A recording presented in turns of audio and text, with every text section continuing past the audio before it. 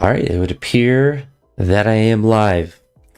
So I've been playing Out of the Park Baseball quite a bit. The 2026 version came out. So I've been enjoying that a little bit, having a little bit of success, or just at least having fun playing it.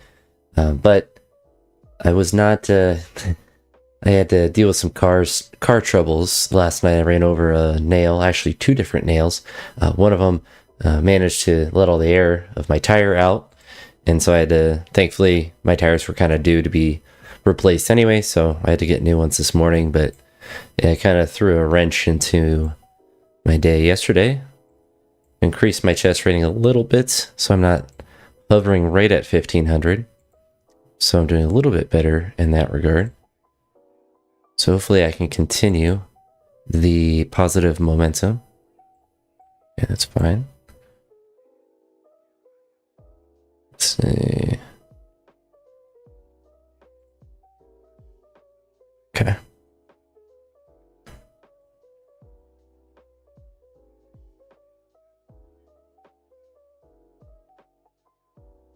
This guy's playing very fast. I'm very scared.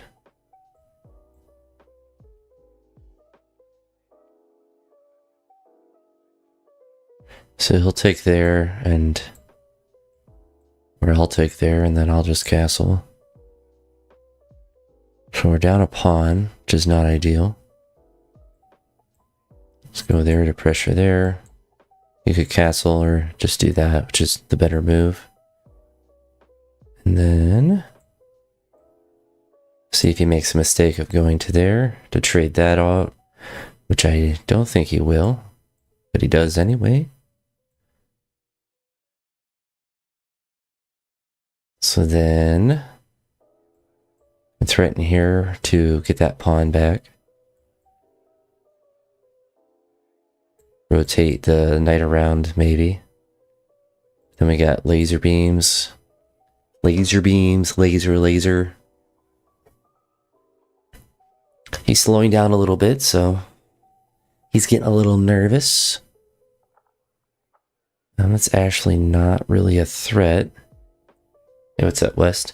It's not really a threat, to be honest, because he can't take with my guy here. So... happy birthday. Let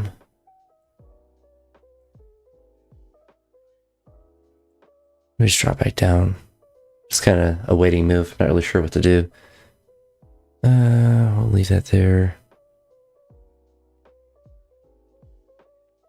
We actually move over. It's fine.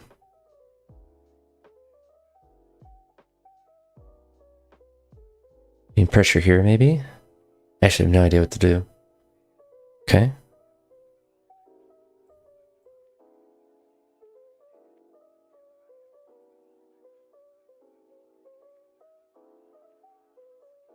He's gonna want to go to there. I guess either piece to there, but one of the two. Unless he just wants to give me a passed pawn. Apparently he does. So I'll take that. Honestly, not good for me. He might just go straight past.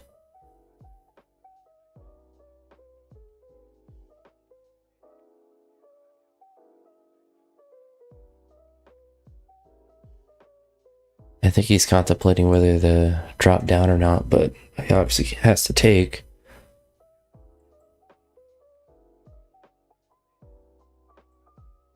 So we do have the passed pawn of destiny. He might just... I don't think he'll sack. It's unfortunate. Okay.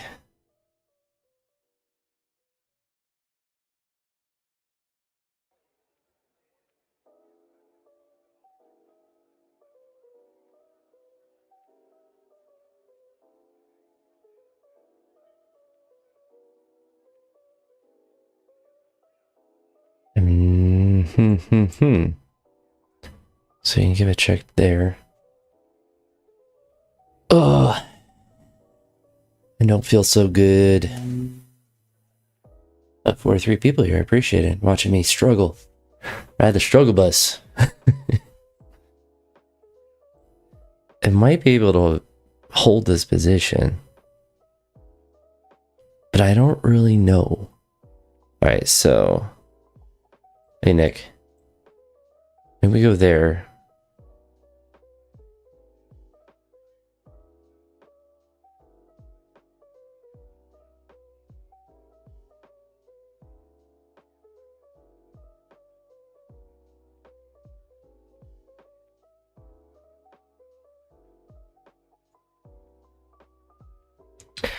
See if he makes a mistake. I think he should be able to convert his position. He basically just has to go in some sort of sequence to get to this pawn. And I just have to kind of wait for him to do it. So he's gonna go. I actually don't know which way he wants to go. I definitely agree, anime. That checks out for sure.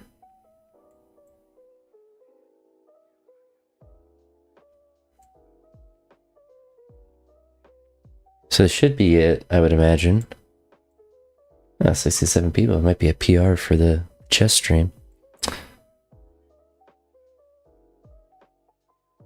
Really should have just kept moving his king.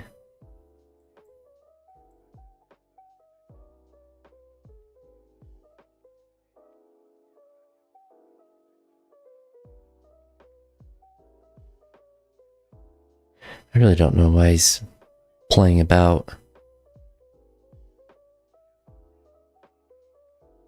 I don't think he messed up yet.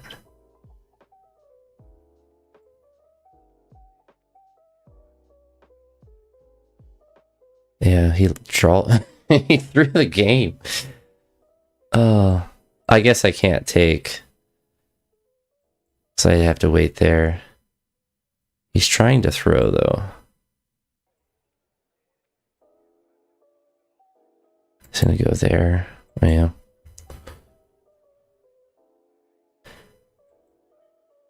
Norm.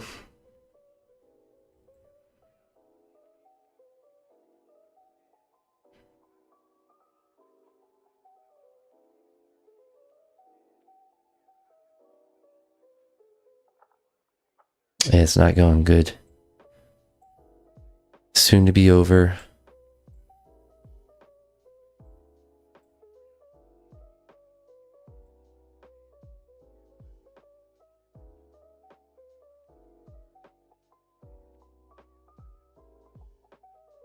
Oh!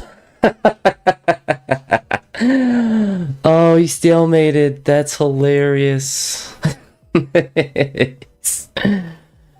Oh, that was truly a throw on his part, but I will certainly take that. 70 people in here. I do appreciate you all hanging out, but we're just jump into another one. Oh, that was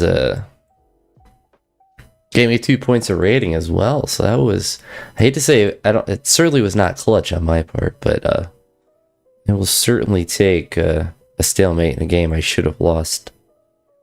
Right there. That's actually hilarious though. What a throw, what a throw.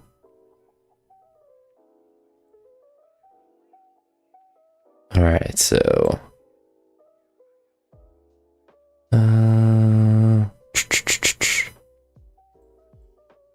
go up to there. See if he does that. No.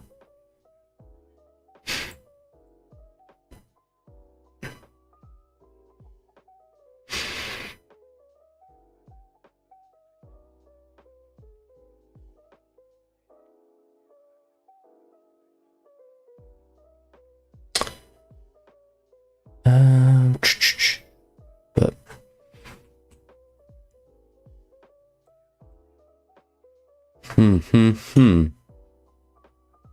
still 21 people. It peaked for 70. So I think that's the most I ever had for a chess stream. For any stream. Don't want to push this pawn up. What I'm gonna do is I go here and then up.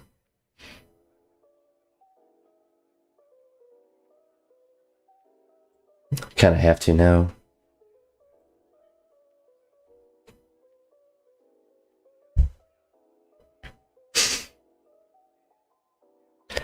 Don't really like my position as much now, but I think it's still okay.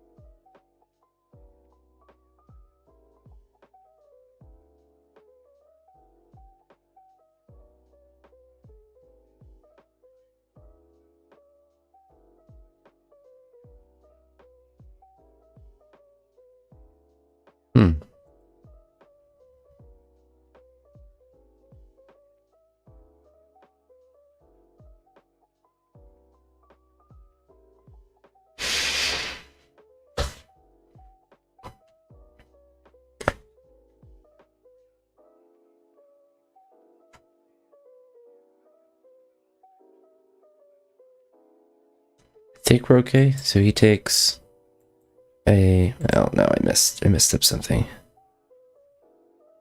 Yeah.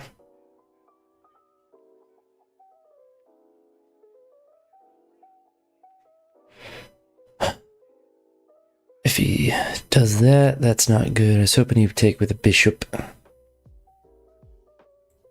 Darn, I messed up that trade. Didn't count. I don't know how to count. It's unfortunate. 11 likes on the live stream, though. I appreciate that. Especially since I've been playing, like, playing pretty bad.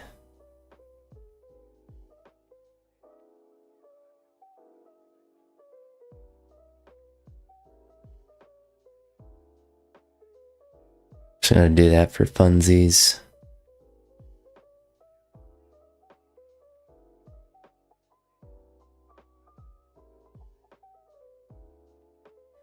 You don't really want to take that because then it just invites the queen to come down and have a party in my back rank, and this one's definitely over. Yikes. That's a big yikes for me. Alright, we just go next. That's rough. That was a rough one. That's how the first game should have went. We'll lock in though. 1534 after I win this game.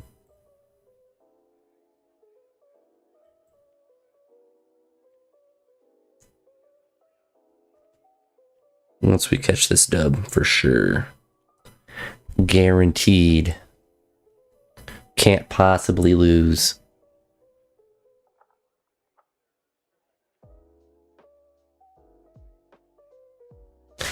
It's a really aggressive queen move. He's getting his queen in my face.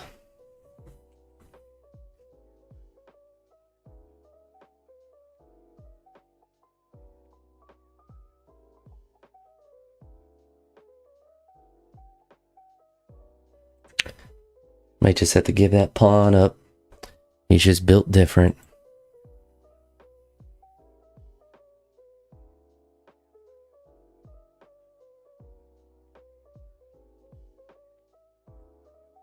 Alright, so we go there.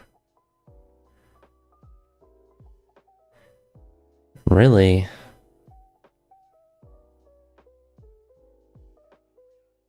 No, we didn't get lucky.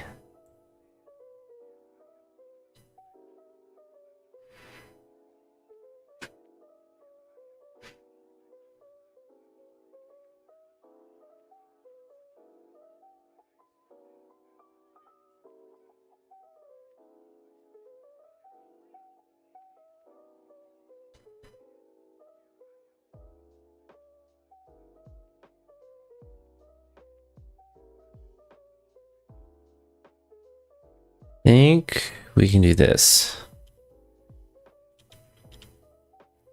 Feels like the vibe. Then once we do that, we can attack. We can attack. We can go right there, though.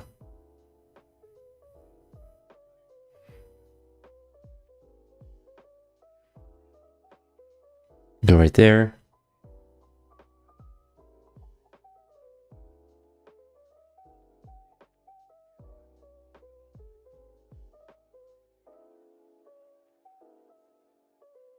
Now we're chilling. I'm not sure where the sack was, Cornell.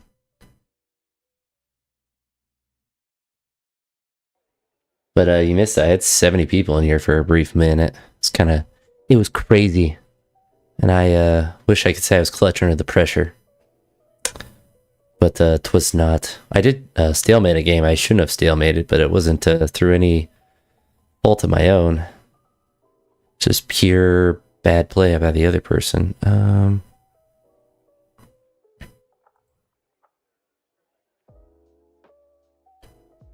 But as you see, we're up to 1526 now. We're slowly. You know what? I like it. Likely, hopefully we do get to 1600. Probably not anytime soon, but...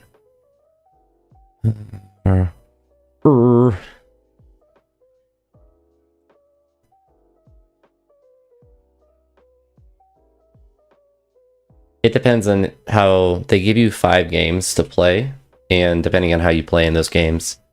And so when you make an account, you can choose what your level of experience with just playing chess in general is.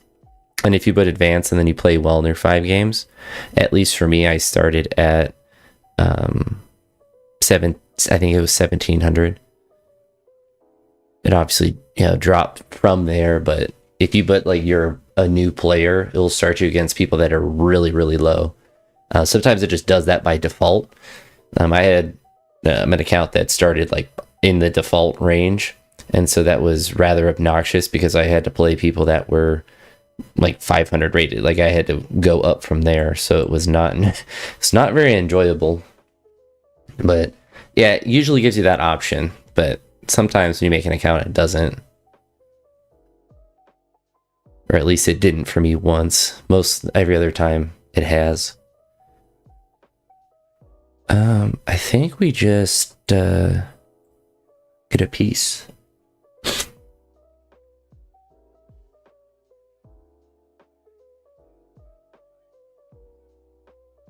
Am I chilling? That's the question.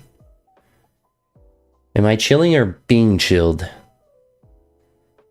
Ahmed 312-2003 sounds like a phone number. Almost has all the numbers for it. I think we just sack the rook. Is this good trade? Okay, this is a good trade. I was like, I should, mathematically it seems like it's good. But I'm not really good at math or basic calculations.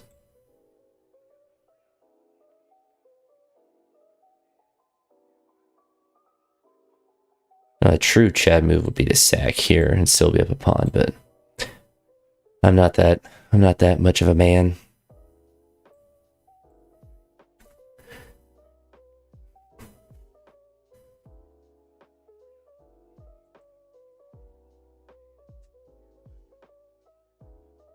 I don't think I have to do anything. Yeah, there's already 13 likes on this live stream too. The stream is popping. Popping something in like a blizzard. Oh, he resigned. The impeding doom.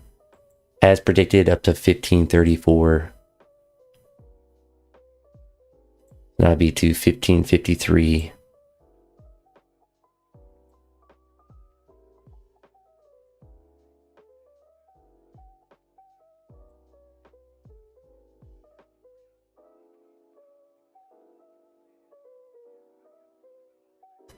Honestly, it'd be hilarious if someone that was as bad as chess at me took over like chess streaming.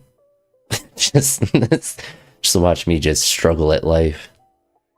But I think the more ironic thing is like all the lifting stuff I posted, if like the chess stuff is what actually blew up my channel, which Wouldn't really make any sense from like the algorithm standpoint, but that would just be quite funny.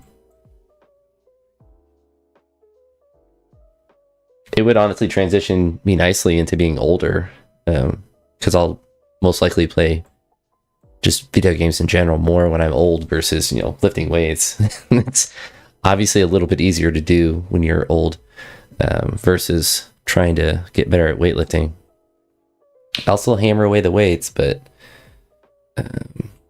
I'll certainly have to chill a little bit once I'm, 60. It's, maybe till then I can slam the bars. So we can trade for the bishop essentially.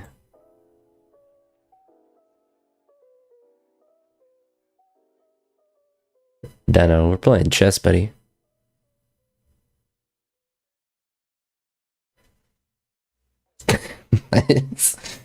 But no, this is it's pretty cool to see 14 likes on a live stream. Like, sitting pretty chill with 23 people. So that's always a cool vibe. But thankfully, Cornell, people aren't spamming in the chat, so there's not anything. I think honestly, like if that happened in a stream, I don't know how like people who stream to thousands of people just don't just go crazy with like, or just, I guess they just don't look at the chat. Like once it's moving at a certain rate, I don't know how people like look at it.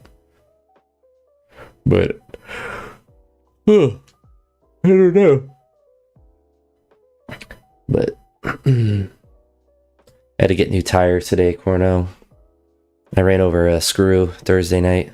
2 of them actually. When the guy came, he was going to tow it. We ended up deciding just to put air in it because it was holding air, and I only drive a mile up the road to go to the tire place. But I was showing him the screw. I'm like, yeah, this is a screw. I was listening to the air come out last night, and he's like, yeah, there's another one over here. He said, I guess if you're going to do it, you might as well do it right. And I didn't even see the other one. So I don't even know where they came from. I have a 2015 Malibu, so it's pay for grad school, get the house paid off, and then save up for a car, which I looked up. Oh, what was it? It wasn't a Toyota today. It was a different kind of hybrid. I want to say it was a Hyundai Elantra, or is Elantra Hyundai? I think it might be. Not that I necessarily want to get a hybrid for sure, but I was just looking at a different car, and they had like a 2.99 interest rate, so I might just look outside of Toyota, because Toyota is like 4.99 for the interest rate, and it's more expensive. So the Elantras were cheaper, and also, well, I guess it's not technically bad because I can just do this.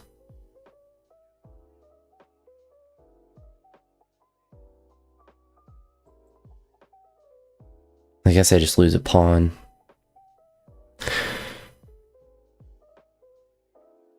Wasn't probably technically correct, but could have been a lot worse. But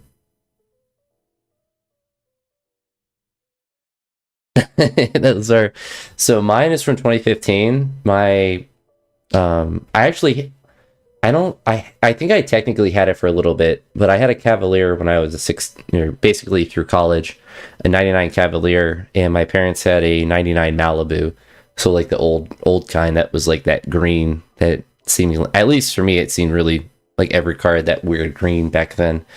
But yeah, my Malibu, I got the year I graduated college. But someone stole it. That's insane though. That's one thing I do like about my neighborhood, is that even though it's not the highest socioeconomic status area, I don't worry about people breaking and entering or like stealing stuff or any of that. It feels safe for that regard. If I really didn't, I'd be really pushing hard to move somewhere else. But the biggest thing is that, the houses are just generally cheaper relative to other places. But eventually, obviously, I would like to move and have a larger house in a nicer area, mostly a nicer area. Unfortunately, a lot of nicer areas have bigger houses, but I don't necessarily I don't need more house. That might change if I had kids or something, but I'm not necessarily too worried about that right now. That pond is just dead in the water. It's just dead. But yeah, maybe was it a 2015 black Malibu? Maybe my car dealership in Ohio stole it to sell it to me. That would be maybe how I got a good deal.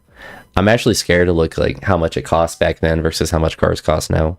I saw a new Malibu that was almost $29,000. It's like that's just embarrassingly expensive for a pretty mid car. Like, not, I'm sure they're fine, but nobody's getting a Malibu for 30,000 or thinking they're getting a good deal for that.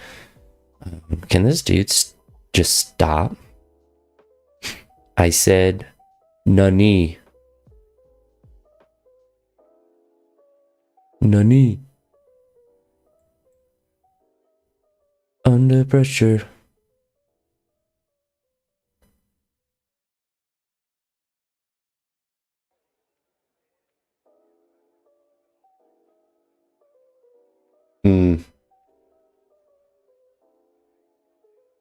Yeah, that would make sense if it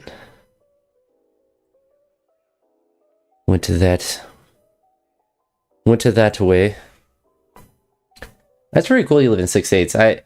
I kind of consider, and I should have just taken that. What am I even thinking?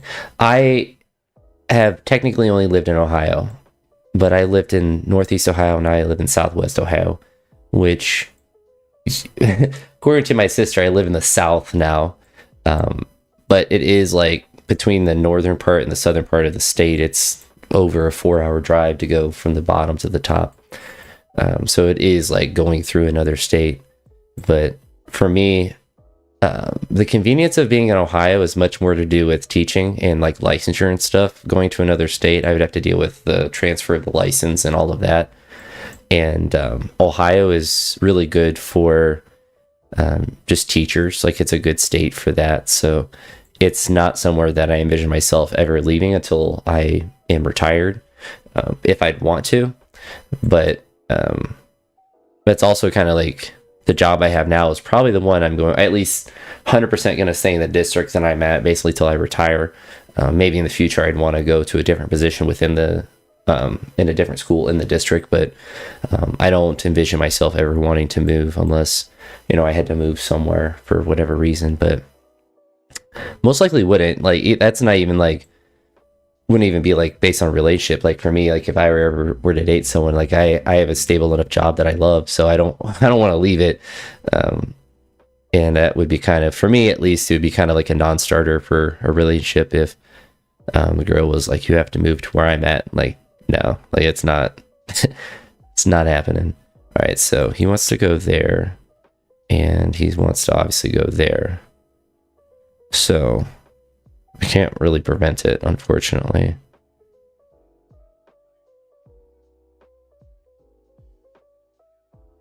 So yeah, because I can't do anything. But yeah, I would imagine Chicago is just horrendous to live in,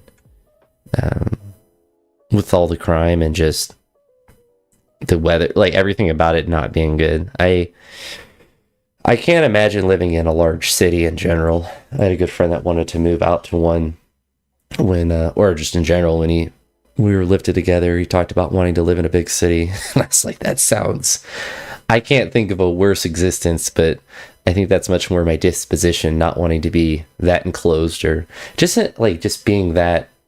And I've been to like downtown, like I'm just like, I can't imagine living downtown and not being just miserable. Hey, what's up? But North Carolina is a really nice place. Besides, I guess that the like hurricane stuff that you guys just experienced that kind of destroyed the state, but it's like a good, cheaper state that has good weather. Apparently has occasional hurricanes. You hate to have those.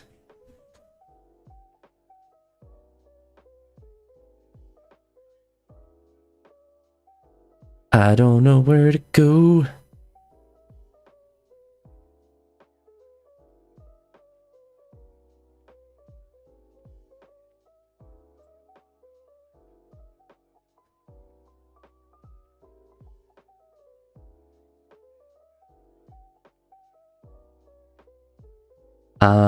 Scared. 16 likes though. It's actually, I want to say it's my most liked. That's what I want to look up. My most liked live stream. Nope, I had one with 22. You guys got beat. You hate to see it. I feel like I probably had one with more than. Nope, 22 looks like it's the PR.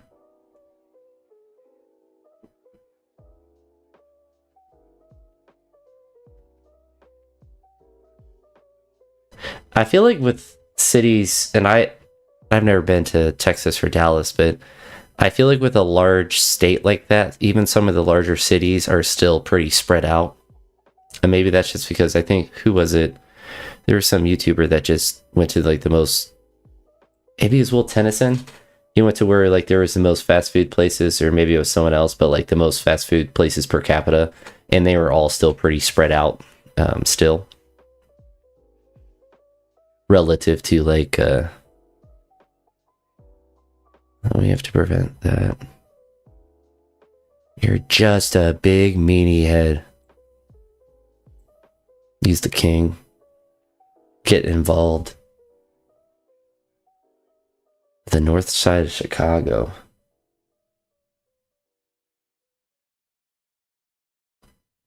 Yeah, I feel like Texas would be a good place to live in general. That was one thing when I was looking for jobs, because I started to look near my where I grew up and then just expanded the radius slowly. And that was, Texas was always one place that came up as like a good place to live, or as far as like the balance between the cost of living and the weather and everything. So I didn't take the rook. I am. Yep. Don't worry. I saw him move it and I was like, yep. But yeah, I don't blame you. It's nice to be in one spot for a while.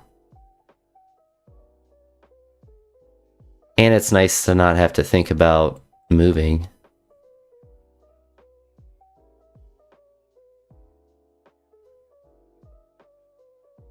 And I think for me the moving part will be like a kind of like a 10-year thing.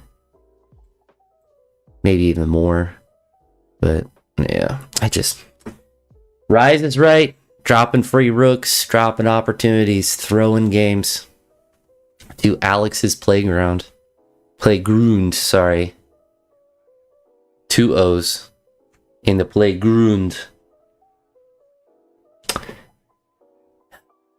Yeah, I could say I'm getting distracted, but that's... Oh, wow. But let's analyze the situation right now. I got white. This person's rated, he doesn't want to play because I'm not rated close enough to him. I'm going to get black this next game because chess.com is going to punish me. Like, it happens every time that I play. The other person aborts as when I'm white and I'm punished. But then I will get permanently forced to play black. And I don't understand that aspect. I understand if I'm aborting and I get punished.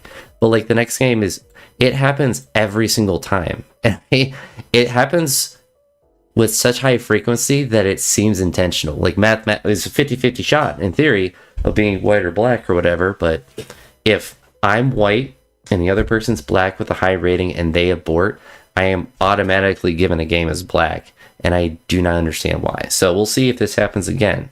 So the other person aborted, we have a similar rating. We'll see if it gives me an automatic game as white. So no, it's just if they have a high rating. So if this person aborts, no, he's not. He's manned up. He said, I'll take the free low.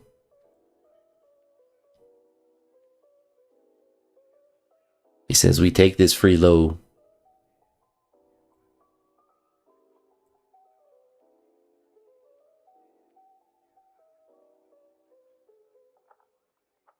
I think North Carolina was the last time I was out of state. Or I was in Florida at a similar time. My friend had a wedding around that time. Um, but I went to North Carolina when I coached baseball in the summer. Twas best part about being a travel baseball coach. I don't have to do any of the scheduling or anything, and I just got to travel with the team as the pitching coach.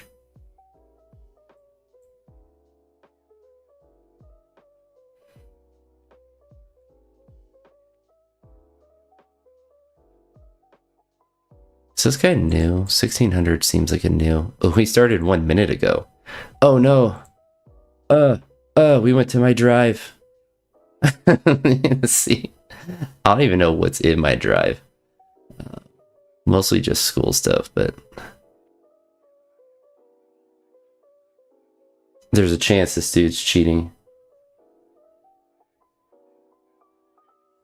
Yeah, we can play after this.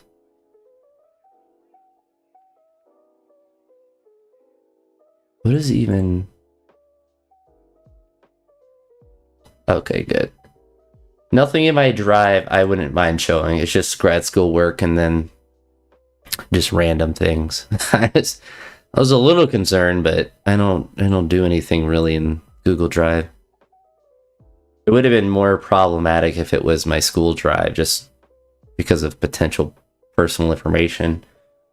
But you know, even with that, I don't think there's anything that's not it's like lesson plan. You know, it's stuff that's written really generically. I don't have like student records on my drive. Be a little bit of a problem if I did.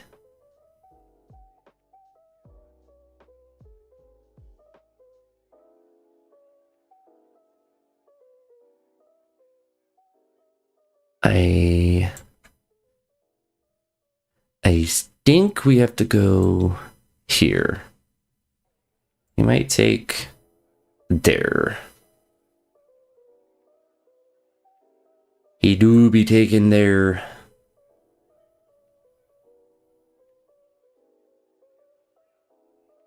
Oh, that's just a pawn. Not good for him.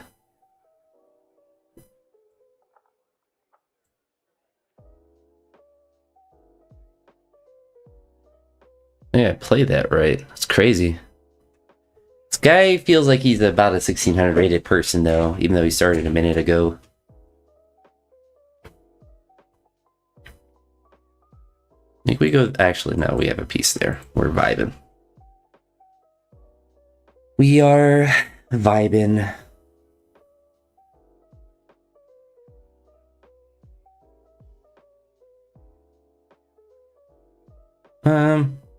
Do I care?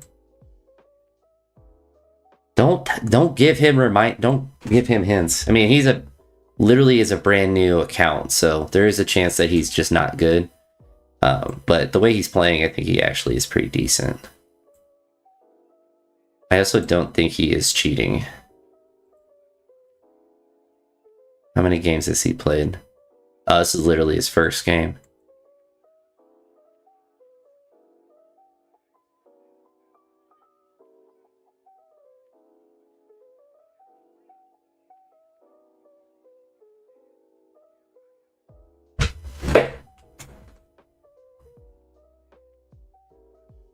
So we have to make sure we can get to that square. Otherwise, we are square.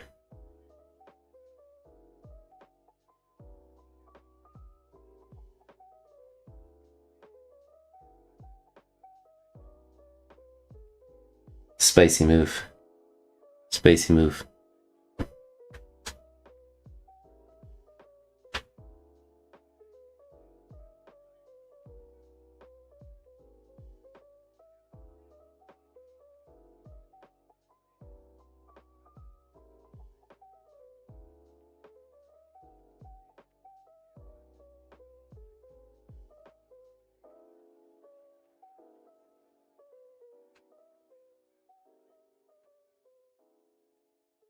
We will have to take back with the pawn.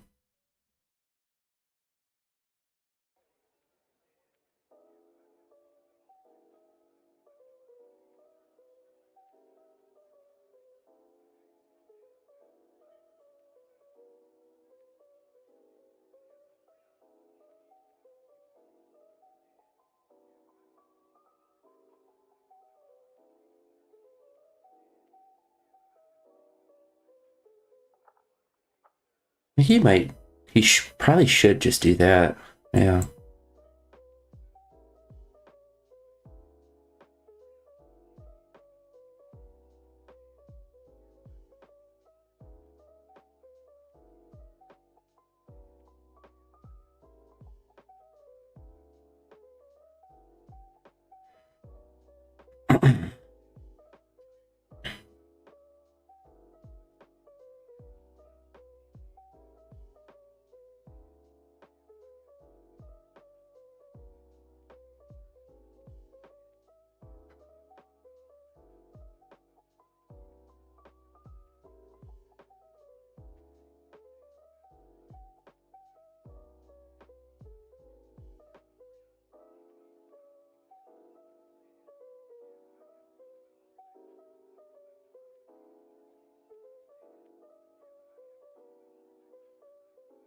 So he, oh, it's probably gonna want to go over and down.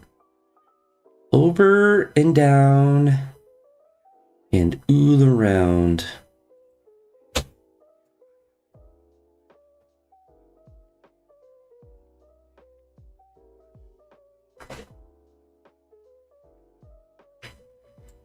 We do have here to pressure there. I don't think that really. Okay. Okay.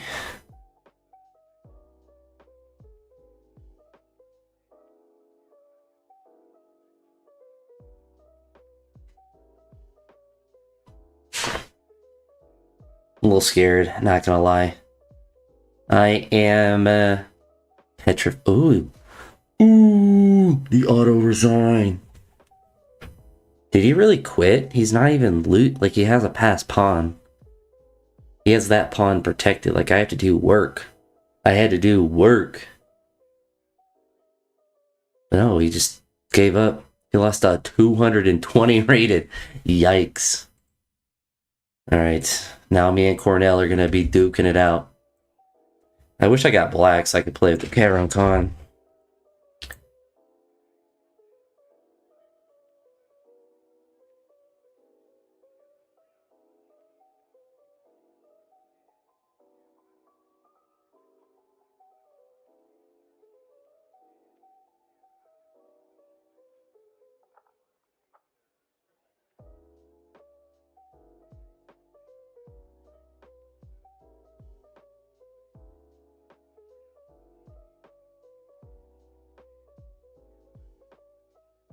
I think Cornell's screen sniping. He's cheating. He knows all my moves.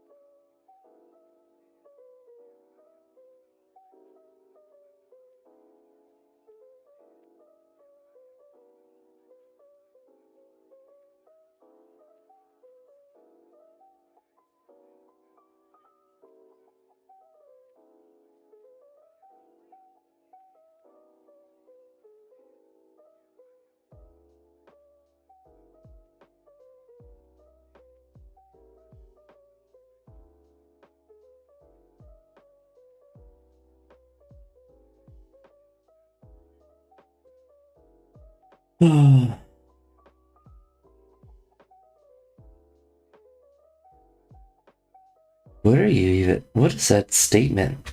Is that a grammatically correct sentence? What is it? Why would it matter who my soulmate is for eternity? None of that stuff's real. I'm sorry, bud.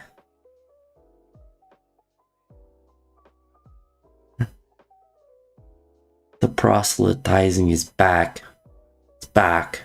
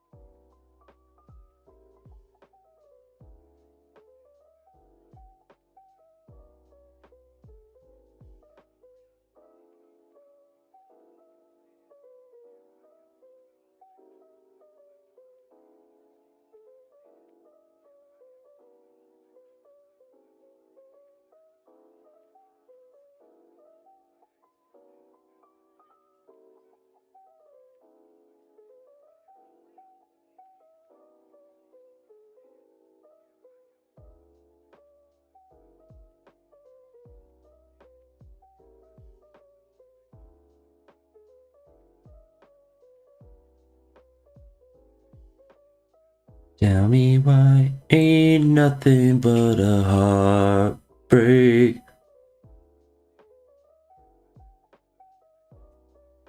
I never wanna speak it. I want it that way.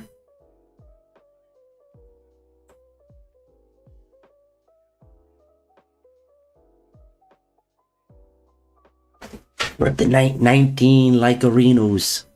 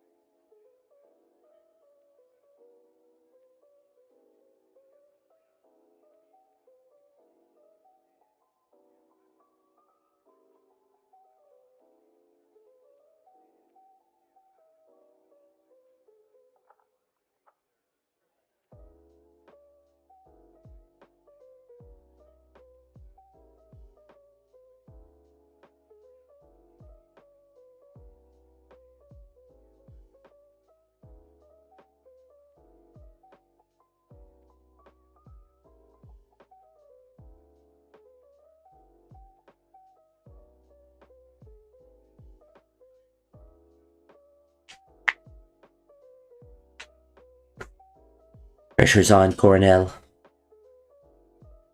Checkmate in 4 moves.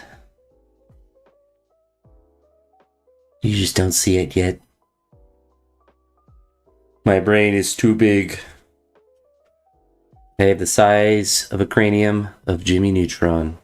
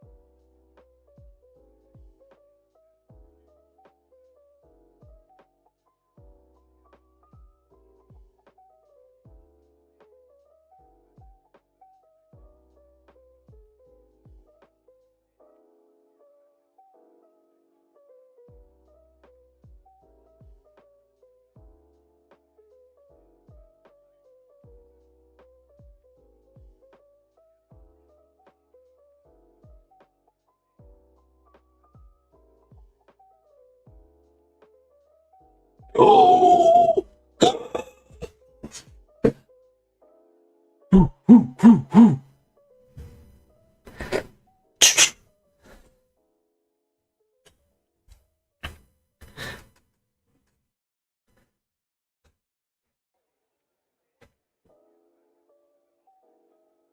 I've been practicing. You got my confidence up.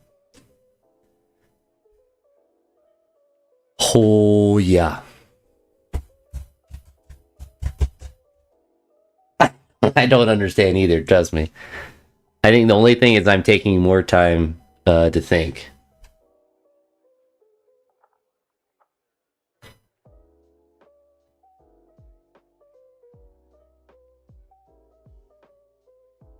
Is 80... I mean, 85 is... I've played with 85 before.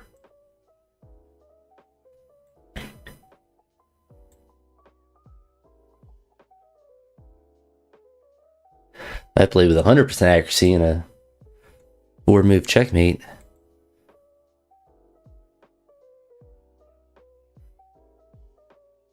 It's actually because I just cheat when I play against you. You caught me.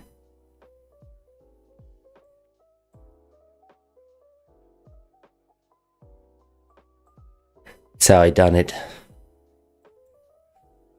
I use the same strat as that one guy. He beats all the really good players that he plays randomly. It's just a chess edge.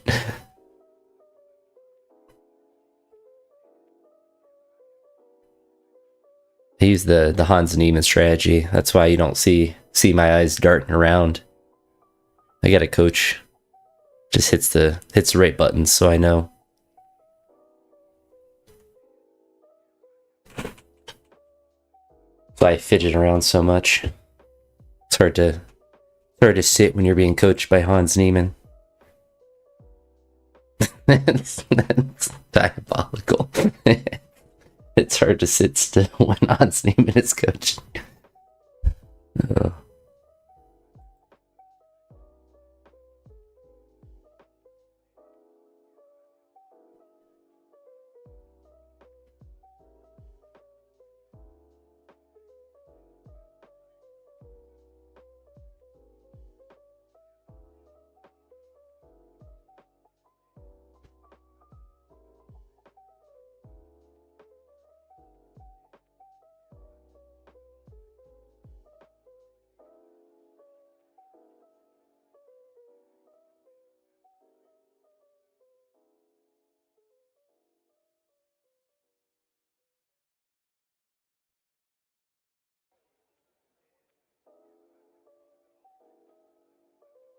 Yeah, he got me harsh.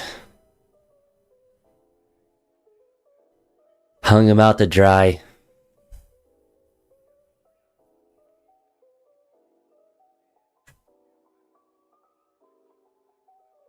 What Cornell doesn't know is I have checkmate in 18 moves. A forced checkmate.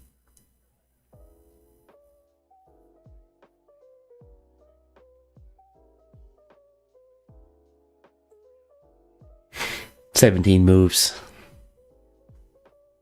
Yep. Just as I predicted. 16. What's up, Reed? It's 15. Definitely got checkmate in 15 moves. Now 14.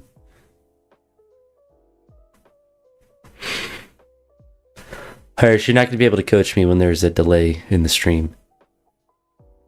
Things are going well besides my car tire. I ran over some nails yesterday, so I had to replace my tires. They were kind of due for new ones, so it wasn't the end of the world. I was going to get them in like a month, so I just expedited the process a little bit.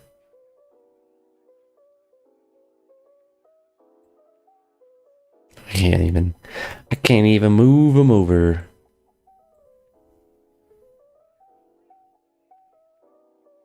I actually ran over 2 nails. Impressively enough, Thursday night somehow. Oh. All right, Cornell. I'll let you win this one. I'll let you win one. That's it, though. I will always exchange.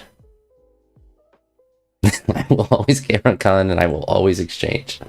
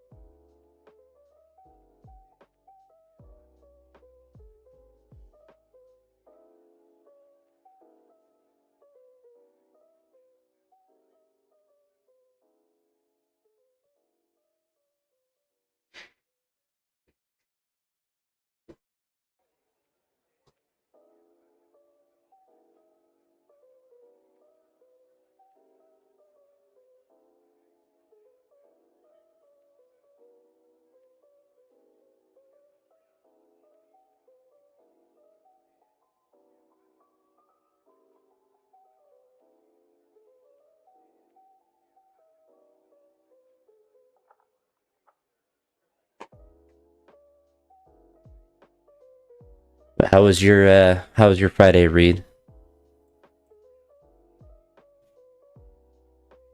She had a 220 on the deadlift, as you should, as the prophecy is foretold.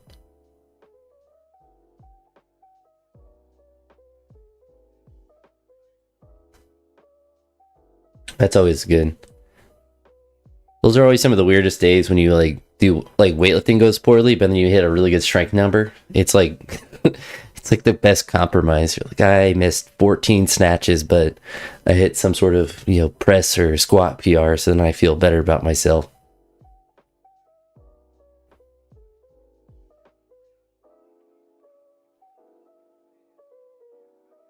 They call me Rampage Jackson because I just rampage into the position.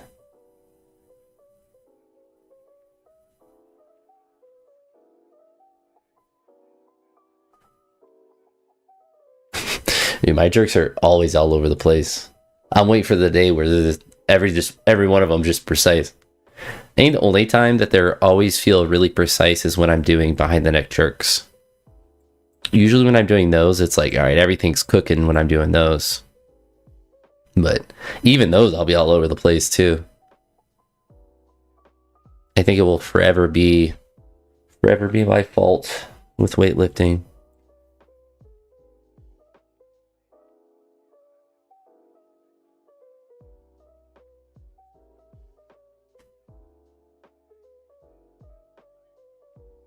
That's good, especially if like you mentally commit to it. Then that's like, it's hard to describe it, but that is a like massive step to eventually, obviously, hitting the PR. Is having the confidence that you're going to actually do it.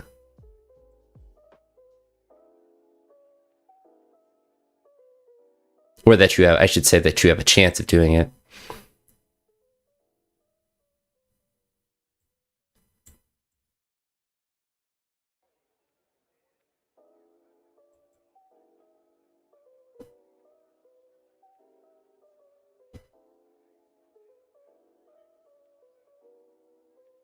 Did I cook them? Am I cooking? My wrist twisting like a stir fry?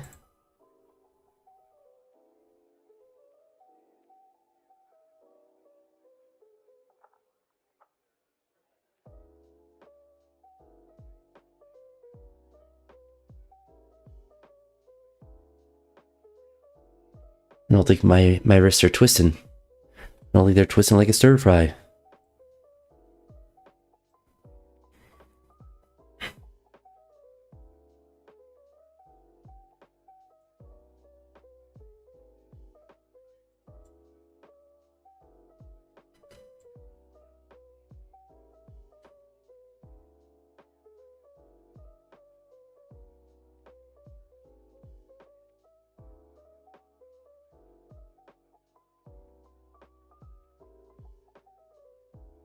Well, I think it's good to be unrealistic in the long term and be realistic in the short term. Like, you're not going to hit everything you want to do on a particular day, but you can do a lot more in the long term. And I think most people isn't that how the saying goes? Most people overestimate what they can do in a day and underestimate what they can do in a lifetime. I think that's the biggest thing to struggle for anyone that I think lifts weights is, you feel good, you think you're gonna lift the world. No. I did it. I thought that was correct. Let's go.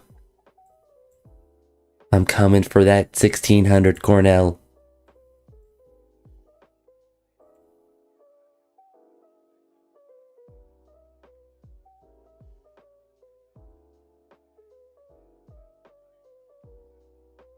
I'm 2-1. What was the last time? It was like 15-6 or something. Just absolutely getting slapped the whole time.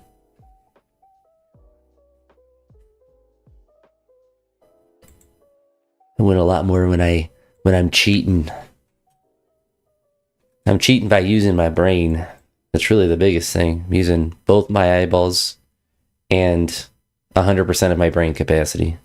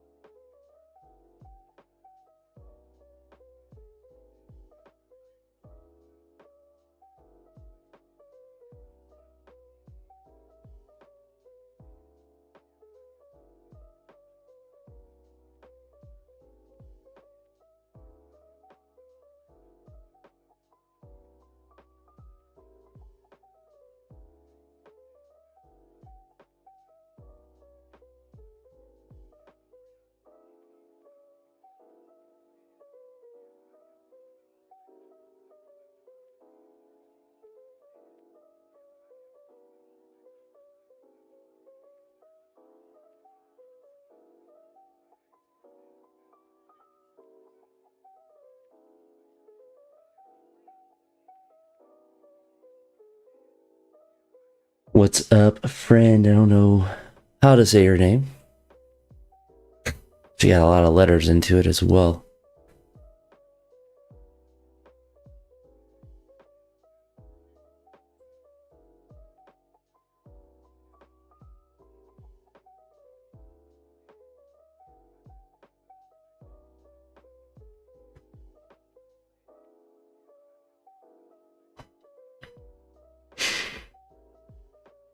I want it that way.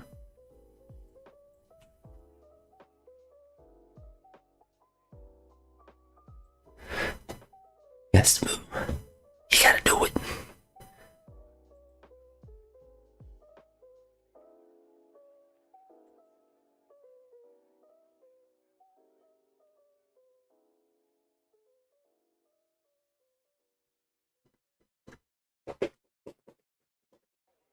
Pressure is on.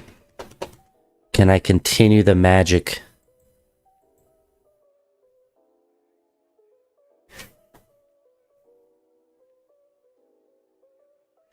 $22 people here watching the pressure. Under pressure.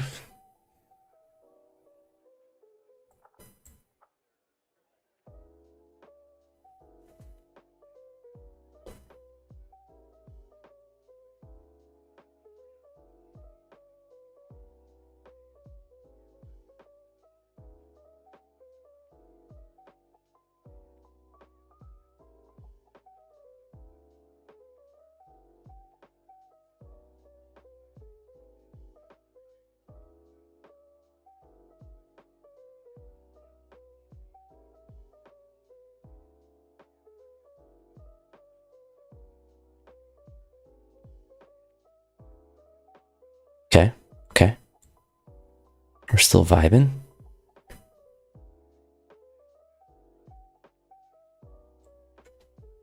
We're vibing. The vibes are, some say, immaculate. Immaculate vibes.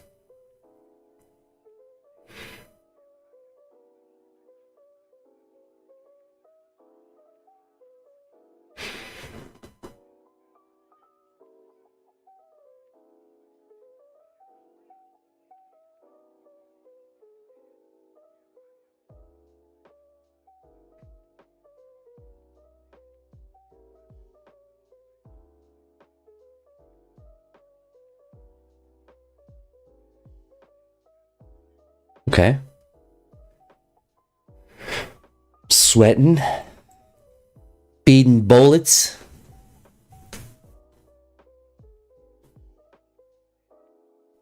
Okay. Okay. Then we do it. The 3-time. 3-time. I think also, Cornell, I think I'm also not bad at ending, or the whatchamacallit, the end positions, whatever that's called. I think I'm pretty actually decent. For someone that only plays Blitz, I do okay at the end of games.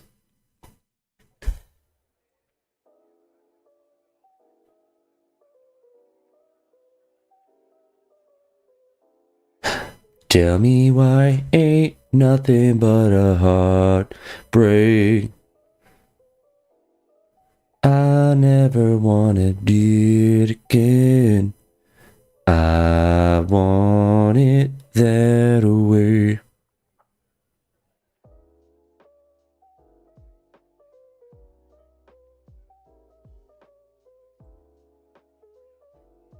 Can we do it? Is it possible? Possible.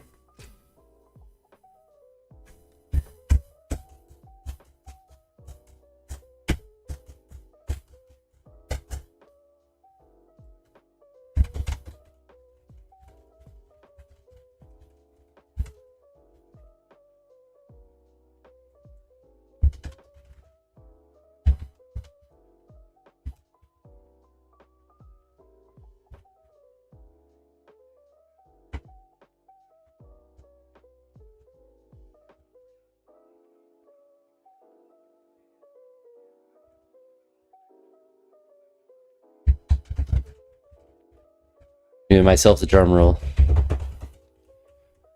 Ooh, he's giving me a lot of checkerinos.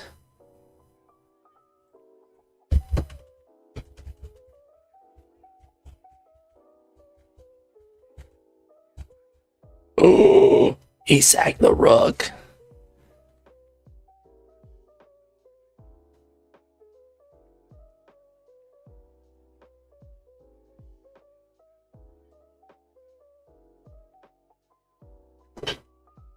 I'm doing it, coach. The student has become the master. I'm curious about that game review. What did I do that one with? 86. I'm playing consistent. 86.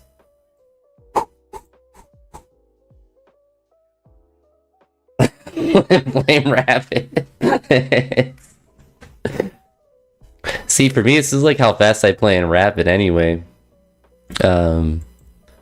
I'll make. Okay, you already got it. Unrated? I don't even have much rating. Oh, no. Oh, it still shows our rating.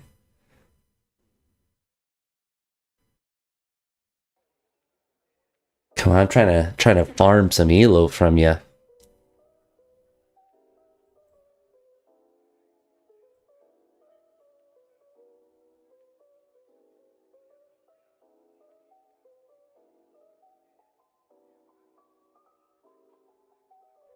What are you doing?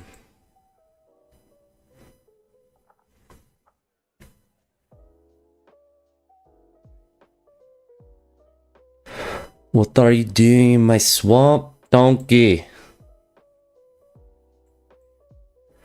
What are you doing?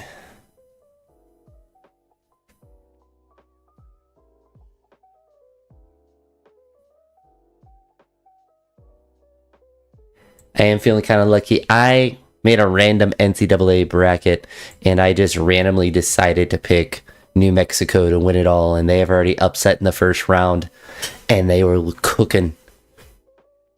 I actually have like a really high accuracy bracket. I think one of the few matchups I missed was the McNeese or McNeese State, whatever that college is, and something else. But I literally don't know anything about college basketball, so it is quite funny.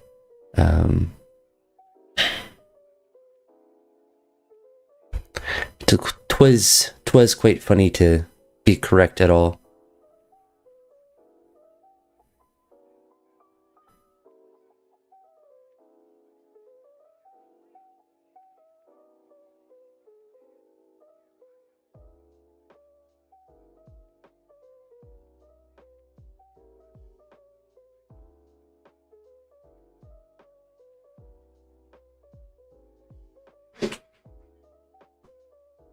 I want it that way. Ain't nothing but a heartbreak.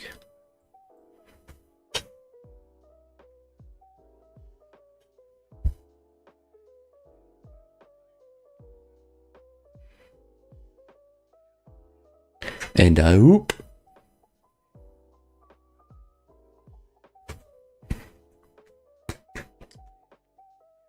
And I need to bring out a spatula or something because I am positively cooking.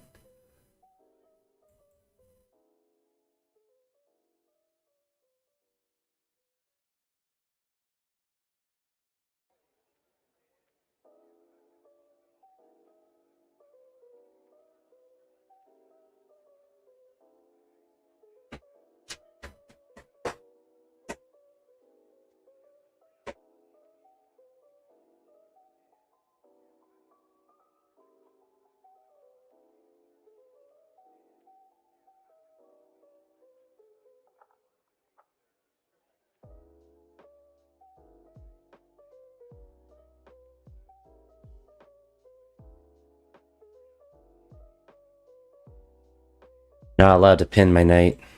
It's actually against the law. It's actually against the Geneva Convention, I'll have you know.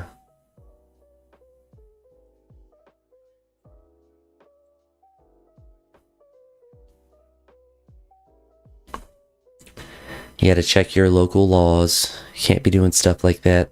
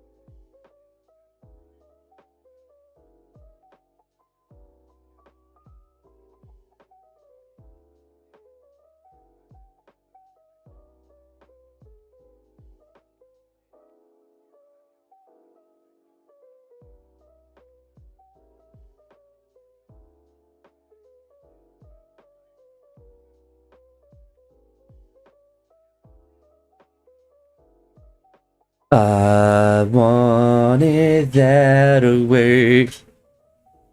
Tell me why ain't nothing but a heartbreak.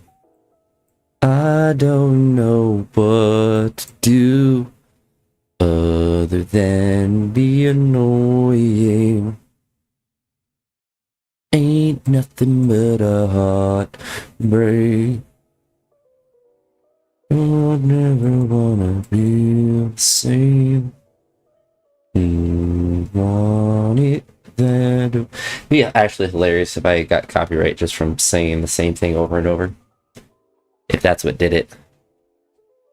But I just accidentally cooked myself.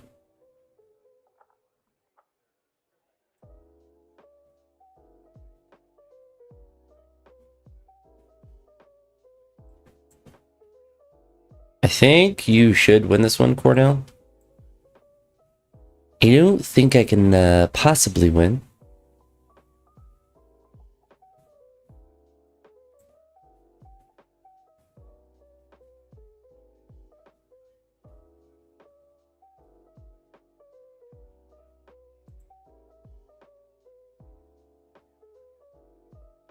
I better quit.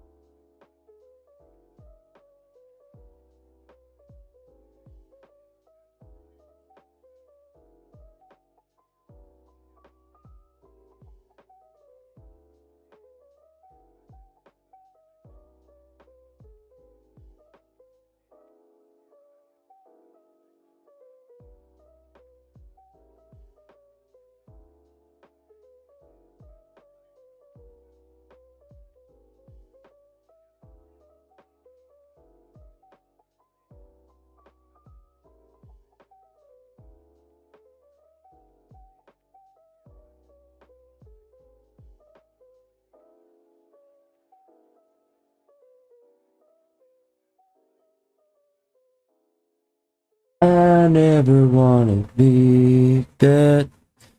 I want it that way.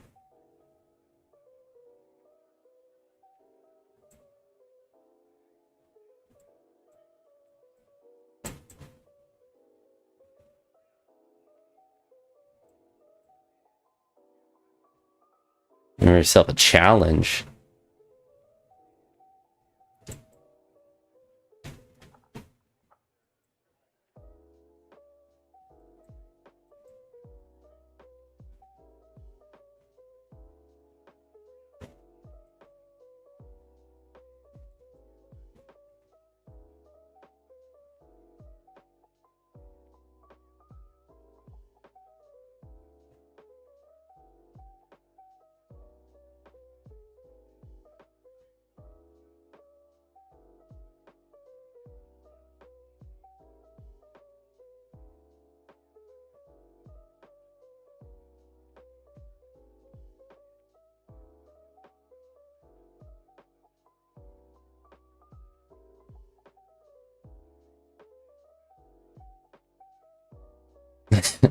Hey, what's up?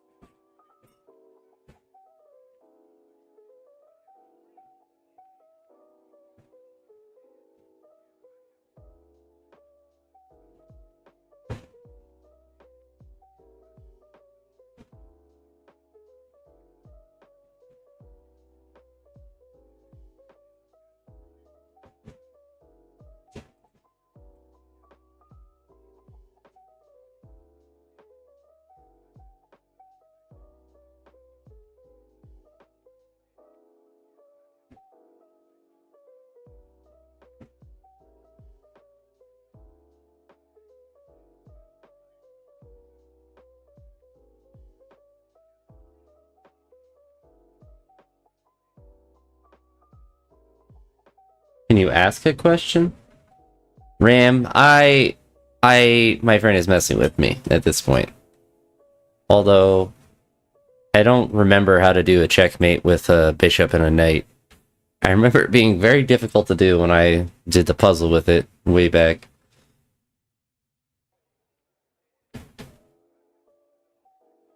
Cornell remembers, I'm sure.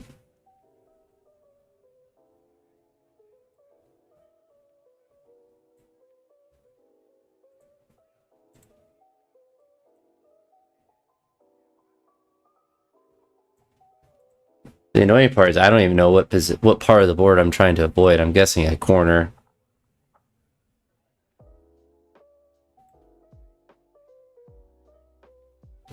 Can't put baby in a corner. Yeah, but SB, you can ask a question if you have one. I'm just here vibing.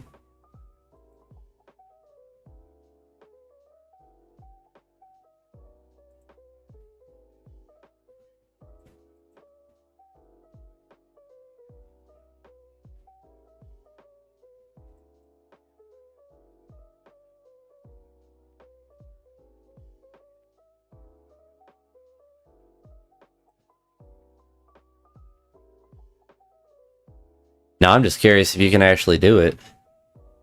Like, I know you technically can do it, but I'm curious if I can prevent it. Or if it's unpreventable. Is it unpreventable?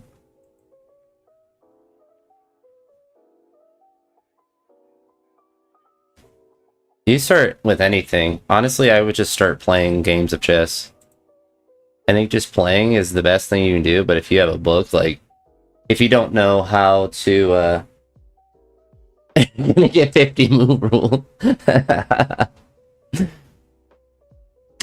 um, but honestly, you can't go wrong with anything. Like, if you're reading a book about chess, it's gonna show you basic moves, or if you just start playing, you're gonna learn the basic moves.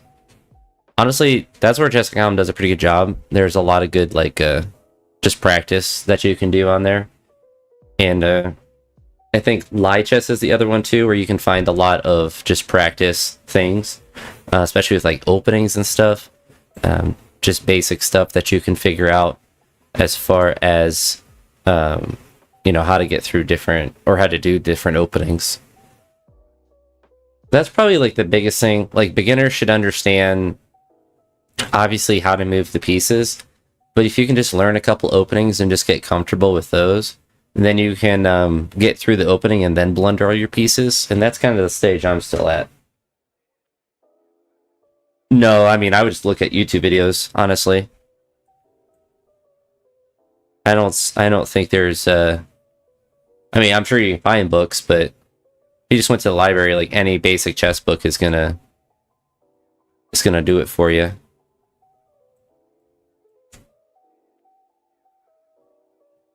Because I mean, the moves are all the moves that you need at the beginning, or as a beginner, are all the same.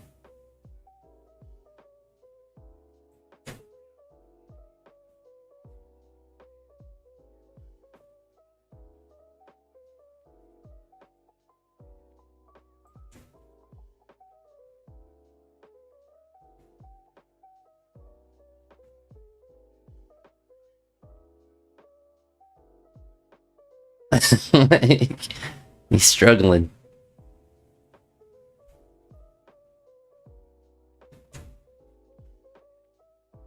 He tried to challenge himself. It's Cornell here in the chat that I'm playing, but he tried to challenge himself with the knight and the bishop checkmate, which this is one I struggled with a while. It is like it's hard. That's what like it's one puzzle I had to watch the computer do a couple times, and then I still couldn't really do it. I basically concluded that you never want to get left with a bishop and a knight if you can prevent it, because it's just disastrous trying to. Because honestly, it's one of the things like I can't even like contextualize like where I don't even know what I just know I'm trying to avoid a corner. Oh, sorry, I meant to accept that.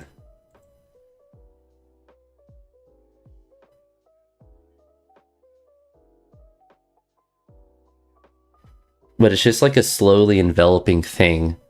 And I think you have to get me into the corner, if I remember that correctly.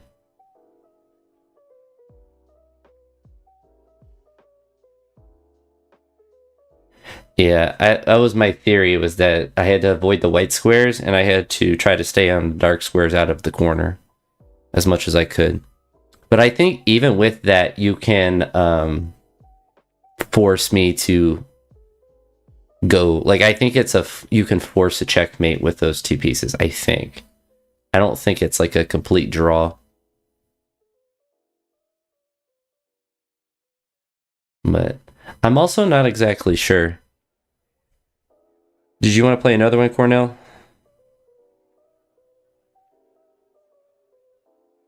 I can tell my life's really good right now. Yeah, I don't think many people practice that, because I mean, how often are you gonna get left with those two pieces? One thing that this is a very random thing that has helped me over the years with chewing fingernails. I don't necessarily chew my fingernails, but it's like I would keep messing with them, or like would cut them, and just they would be really short, and essentially is filing them. And I can tell my life is not filled with stress now because my fingernails are longer than normal. It's not always the best indicator, but it is something that is of note.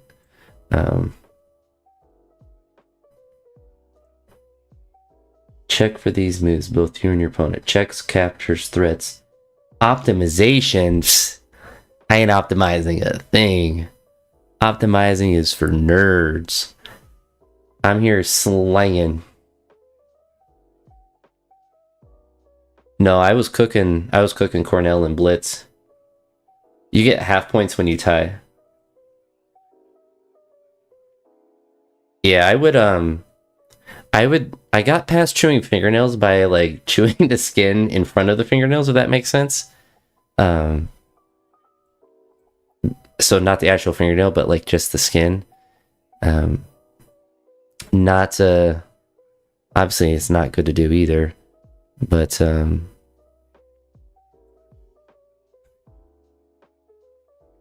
filing has helped me a lot.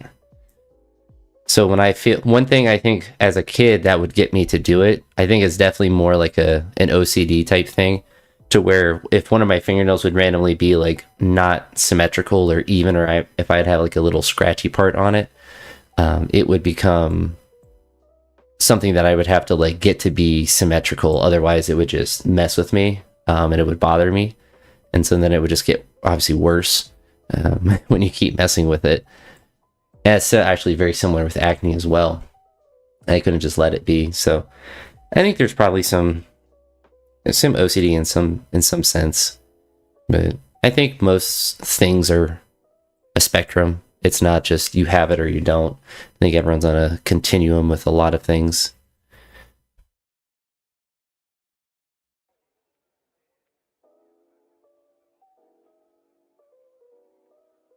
I like the people that come in and just say their country. What is all this trading? How do you think I get? My goal is get to the end game. That is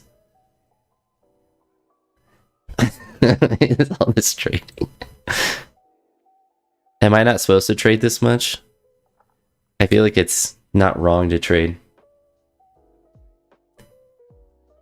What are you anti-free trade? I'm sorry. I want to grow the GDP of our chessboard.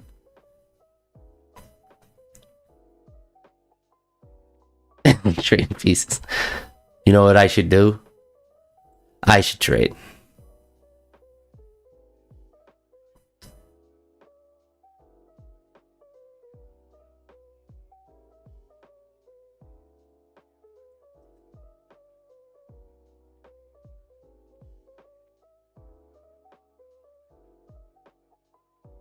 Trading pieces is the most fun you can have with your pants on.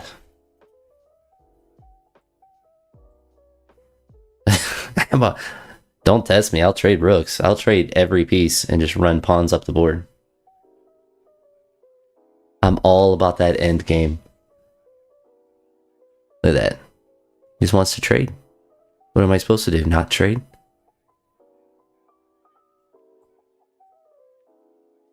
Now I feel technically it's probably actually better for me to trade down all these pieces because he has a knight and I have a bishop. So I feel like I'm technically in a better position.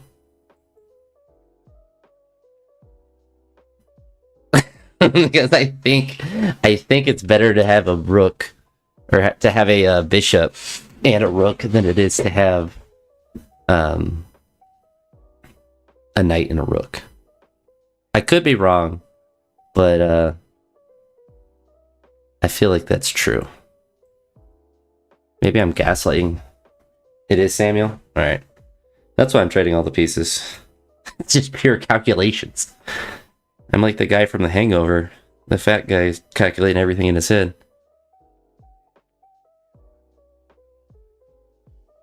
See, here is where he wants me to trade. He wants me to take the knight. I'm not taking the knight. You can't make me.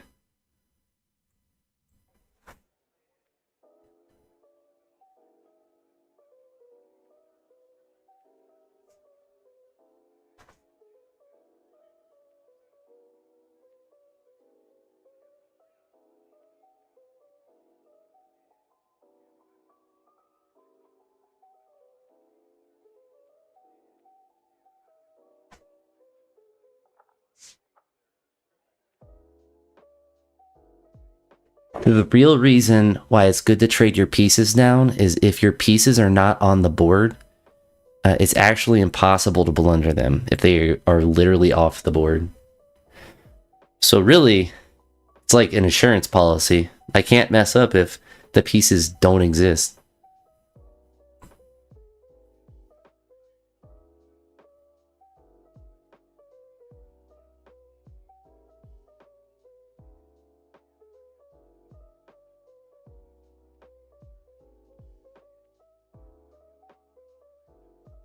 It's not when you can't take my... A wise man once told me, Cornell, it's okay to have a draw.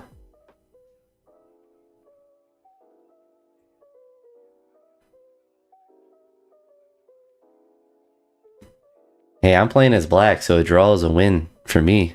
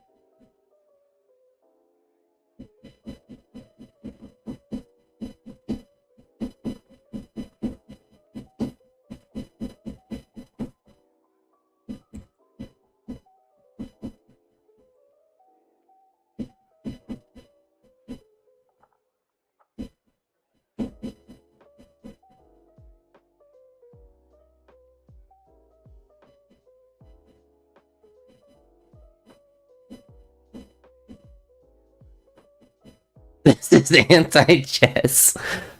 This happens. This is anti.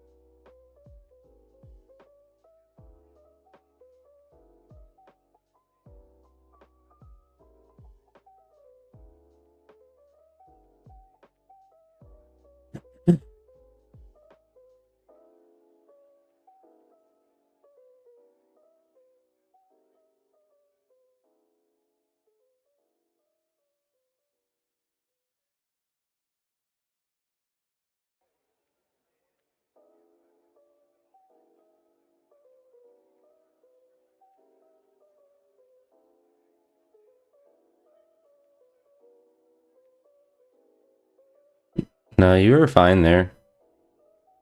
You had to. You basically had me. I'm not. I lost, or I should have lost. Ugh.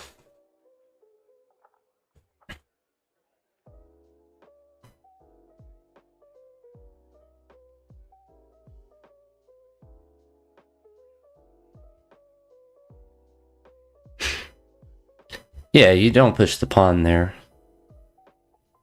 You had another move though.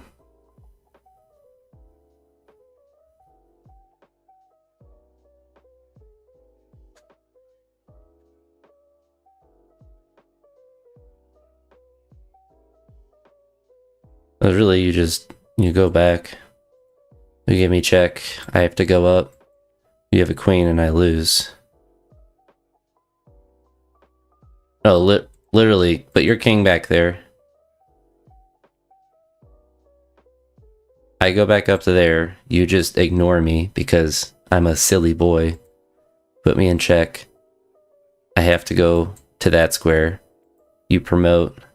And then you just do whatever you want. You have your way with me. Because I can do this to prevent that. I suppose. I guess it's kind of a stalemate now that I think about it.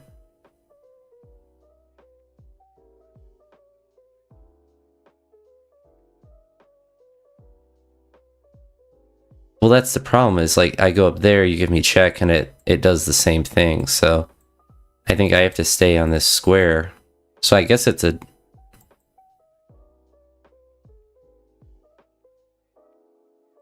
And you just run the pawn up, because I can't move my rook off this file. You can just give me check.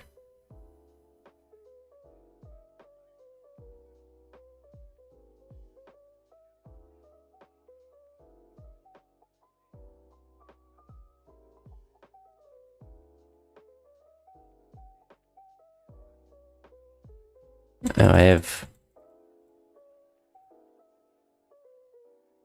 So I went up to there. So you didn't have to go to there. You literally gave me check there. I'm in check. I can't go over there. I have to go up to there. So I go to that square. I go to there, and then you just promote, and then you just have infinite checks. Like it wouldn't matter at all.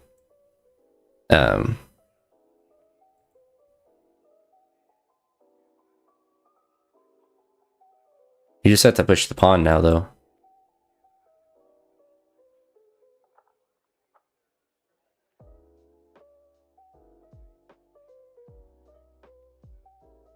You just... Oh no, you just have to push the pawn. Like, I can't stop it.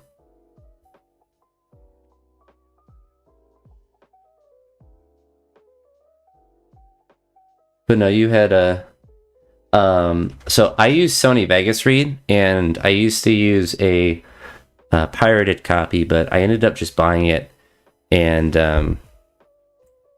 it works the same. Obviously, it works the same, but it works better since it doesn't ever crash and whatnot. I think, honestly, for me, it was the first... Yeah, like, iMovie's fine. I was able to find it for free for a while, and yeah, so you just have checkmate right there. But 100% when you were... I mean, really at any point... But, it's just what I was able to find back in the day, so I just always used it. And then I just got comfortable with how I edited on it, which is I don't do anything radical with my editing, just cutting clips and stuff. It is nice with some of the like filter or like the sound plugins or just different things you can add in. Nothing that's really complicated, but just, you know, I can, when I did put the captions for the weights in my videos, I was able to save all that, so I wasn't typing it in every time. Just little things like that, but now I kind of keep it simple. But move 58.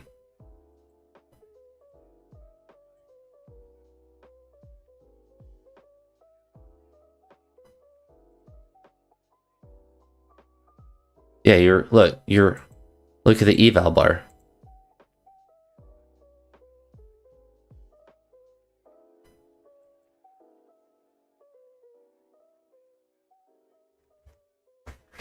That's why you don't push the pawn. You just push the rook.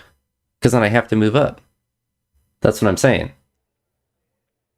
So literally if you do this, I have to go there. And then it's mate and 9, so you just get a queen, and then I just lose.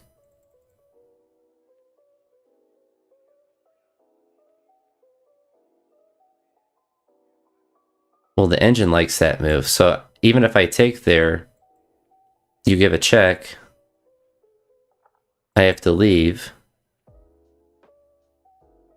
You give a check. I can't go down. I have to go up again.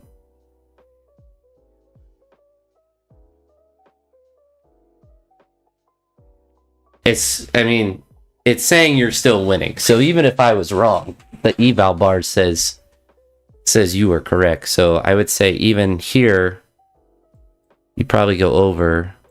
So even if that's check, you go down to there.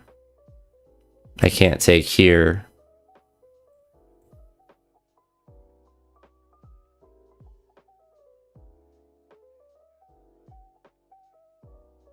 The last move?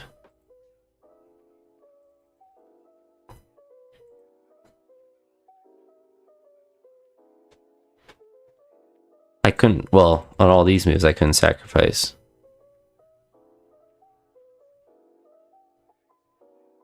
Oh.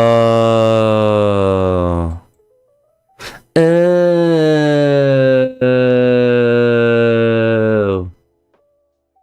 Oh. Ebu, I see what you're saying, though. So, Cornell, that's actually where you blundered. So, you were here, and you were thinking of pushing the pawn, which I was hoping for you to do, because that was the only move I had left. But you going up to there meant that it was a stalemate, because then I could go to there anywhere that you'd go. I guess you would have to keep running away. But literally, I just chase you with... or no, I can get out there, so I'd have to stay down here. I guess, yeah, even there.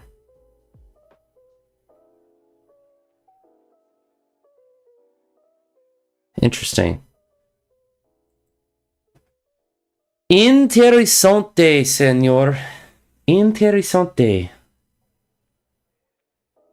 Or hold on. Corner, I'll play again. I'm gonna go get a... I need a snacky. I need a snack. Give me a second.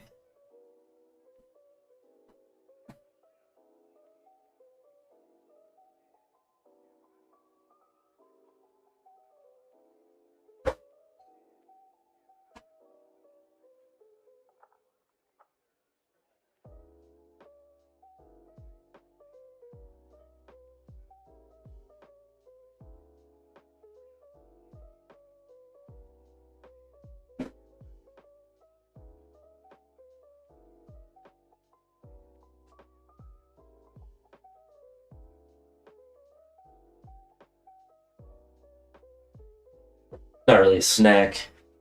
Just a bunch of nectar of the cows.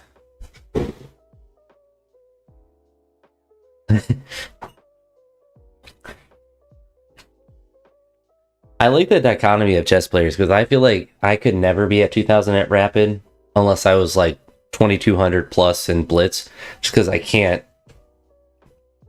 wait.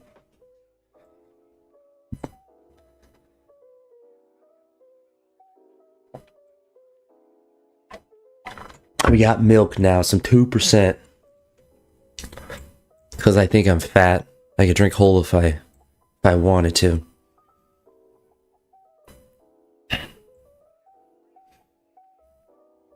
Tell me why.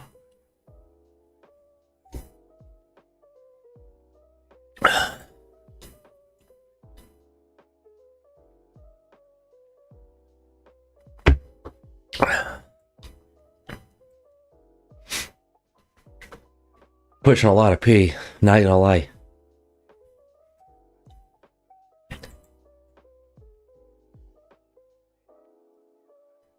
Wingardium Leviosa.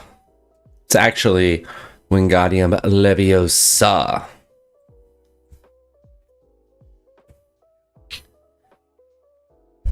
Leviosa.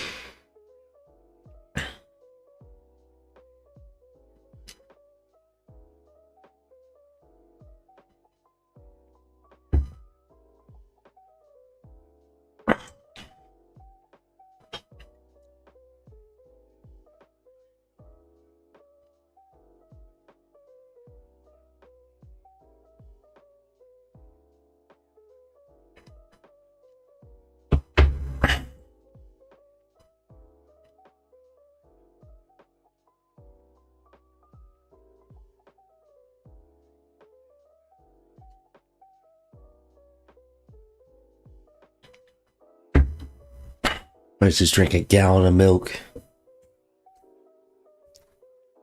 I felt like I was calculating something and I didn't calculate it right, so I'm not sure what I was thinking. I was certainly stinking. That much I do know.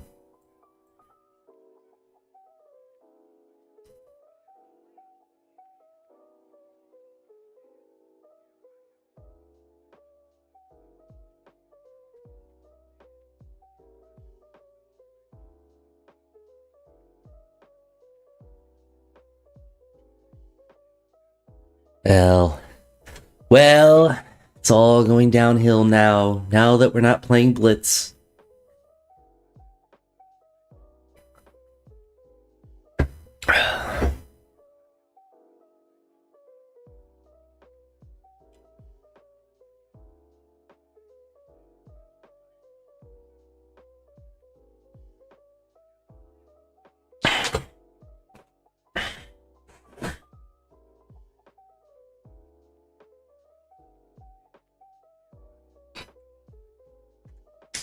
Well, well, well. Alright. Alright, I got cooked. I just messed up. Like, I don't know what I was thinking with that early pawn exchange. I thought something was happening. It wasn't happening. I'm just throwing away pieces.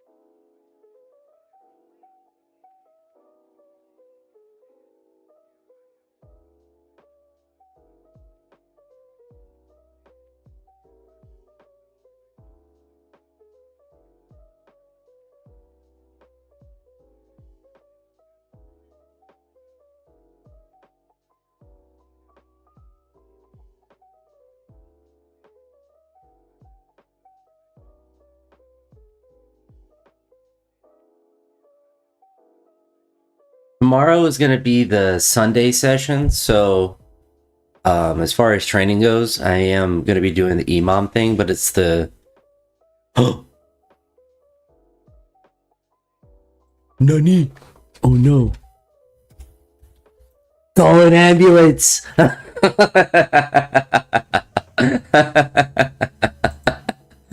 is literally the meme of, oh no, call an ambulance, but not for me. But tomorrow is gonna be imams, and I forget what number I'm gonna start out with them, but probably like 85 or 90 kilos. Clean jerks will go by field as well. So tomorrow will be the heaviest day of the week, and today I still, I guess, technically trained. Then you think you're capable of it. As soon as I heard the gasp.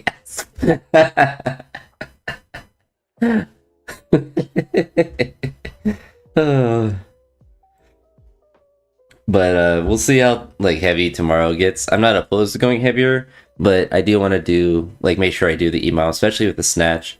I'm less worried about getting it for the clean jerks because it just is really brutal to do. But for snatches, it will be all Gucci. And then maybe some back squats as well. So outside of that, nothing out of the ordinary. Just grad school work, maybe probably not, because I'm pretty caught up on it. I can kind of wait till next weekend, and I kind of need that pressure of the deadline to get my work done. I really could get it done ahead early. I could do my next test, and I could do what was the other thing? The funding thing, or the like paper thing I have to write. So I do have work I can get done. That's one thing I don't like with my conducting research class, is that the tests and quizzes, they're open only for a couple days, which isn't a problem necessarily, but it's annoying when you want to work ahead and you can't. especially with like tests and quizzes, because I would like to just get ahead of just that class if I or one or the two classes. There's not really a reason why it shouldn't, because all the content should be there, and it's kind of advertised as being asynchronous, where you can work ahead because of that flexibility. And then we'll have a quiz that's open Monday through Wednesday, and it's like we're all doing asynchronous classes because we all work full time, and so it needs to be. And other classes, I feel like I had this professor for another class, and it wasn't like that for any of the stuff. But I could just be remembering it wrong. But yeah, I don't know why it's like that for the quizzes and stuff. The assignments themselves I could work ahead on if I wanted, but not the tests and quizzes. So I have to get them done during the week, which is not not ideal. Although this one we have a lot of time to do because it's going to be Arkansas spring break. I think maybe this next week. So we have a little while to do it instead of the other ones having only a couple days.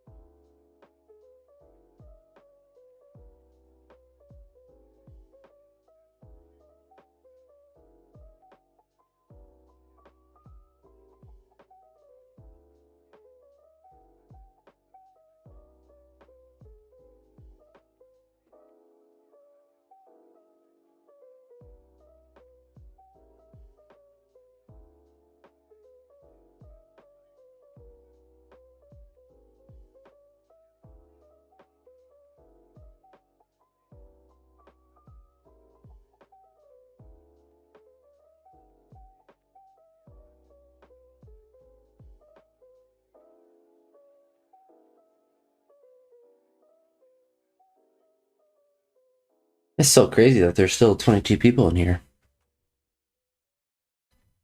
It's better.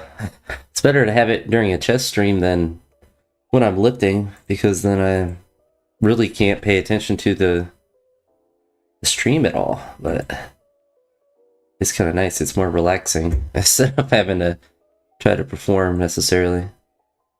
I'm not worried about my chess skill, but you don't want to lift a weight and miss weights a bunch of times. So I guess it's good for that kind of pressure, but makes me nervous.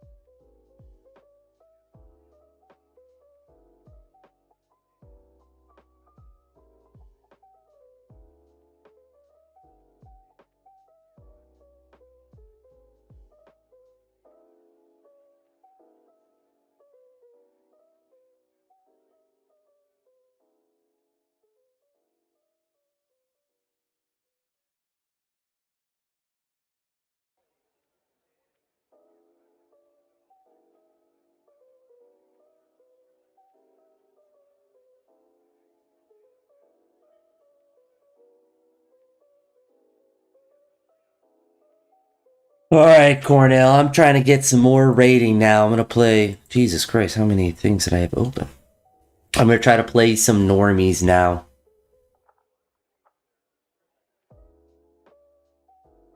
See if I can catch a dub. Take off the training wheels. Guardians, because I grew up in Cleveland, so I could care less about Cincinnati teams at all. I know opening day is like a big thing down here. I don't think it's as big of a thing in Cleveland in general. But I also didn't live close enough to Cleveland to experience if it was truly or not. But down here, it's like a big thing. Which is funny because the Reds are always bad. They've been bad my whole life.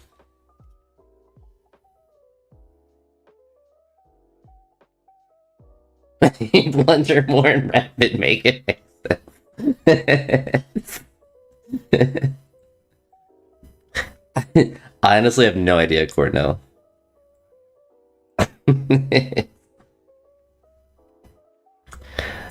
I mean, it might be. I always have a pessimistic view about the Guardians, Indians, as I am not allowed to call them anymore. But I always have a pessimistic view on Cleveland teams because we're always disappointment, always end in disappointment. But yeah, the Guardians should be good. I always think that because it's Cleveland, they get underrated more than they should be, even though they've been decent for several years now, in the Terry Francona years, and now with Stephen Voigt, whatever his name is. So I mean, they definitely have the potential to be a good team. I just don't think the problem with baseball, and I think the problem that won't change probably forever, is the fact that the Dodgers or anyone, the teams with a lot of money can just pay to win, and it's just not equitable or fair, because it's not even like, well, they have more money, therefore they should be able to spend it. It's like they can spend so much more that no other team could even compete to get a player. And yeah, there's luxury taxes and stuff like that, all of that stuff. But it's just like a team like even if an owner of the Guardians or the Reds, since they're down here too, like even if they wanted to spend more money, like they just can't. Like they just literally are getting outspent by another billionaire group of billionaires, whoever owns the team. And so there's just a uncompetitive advantage. And that's honestly, I think one thing, I mean, it's the same with the Brewers. Any small market team will never be able to compete with that, because they just have more money. And it's not like, oh, they manage better or they do this better. It's like they can just buy every single new player that comes out or is available and pay everyone in a farm in their farm system and develop all of that. So they have every possible way to develop.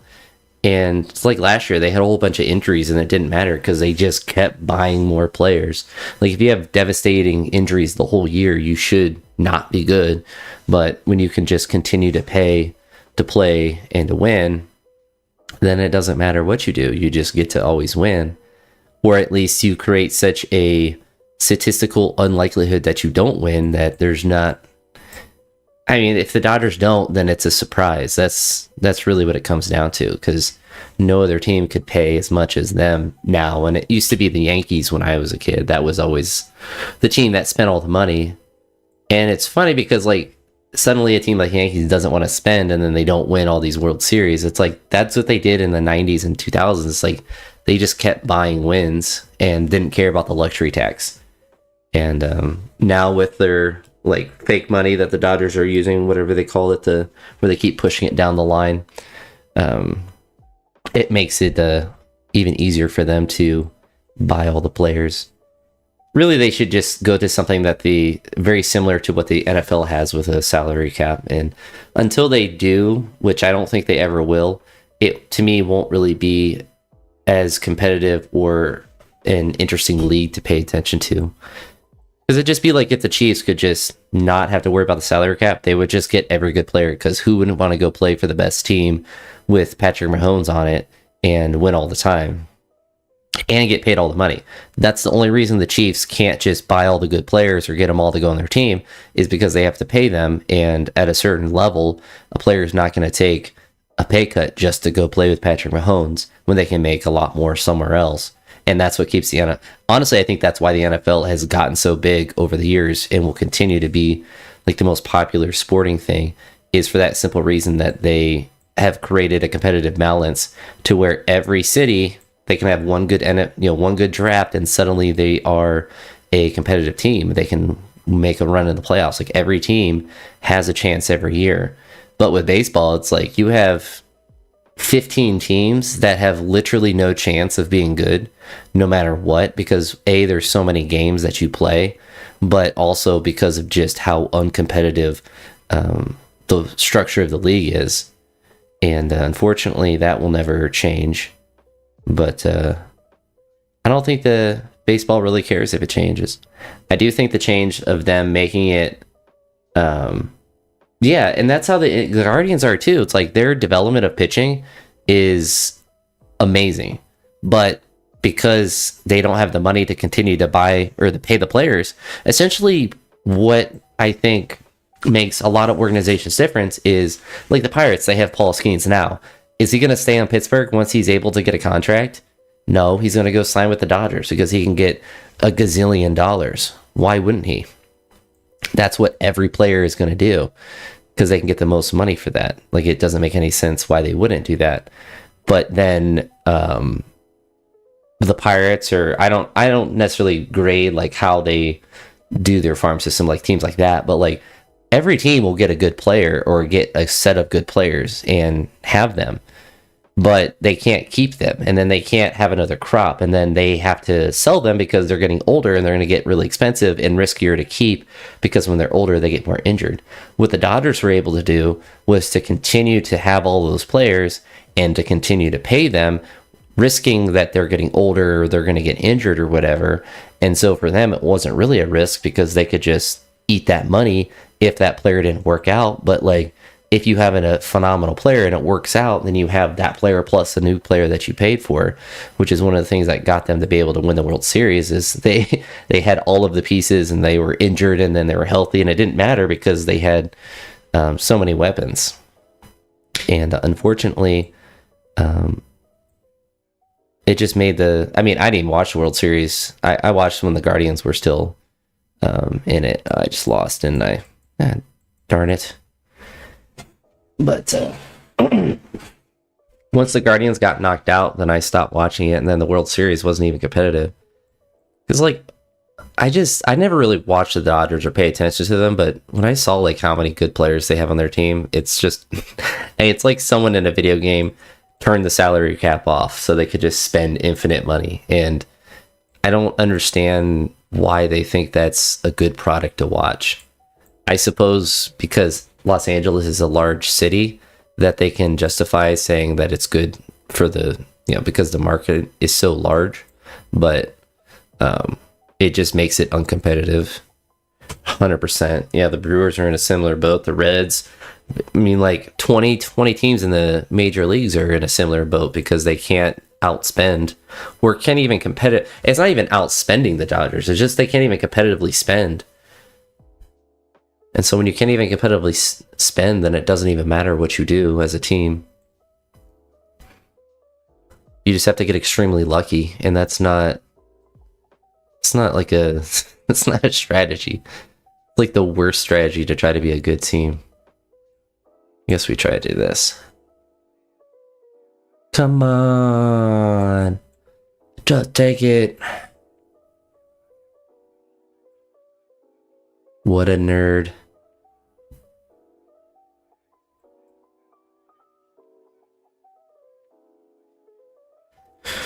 Basketball does a decent job, but I feel like they have a lot of fake money too.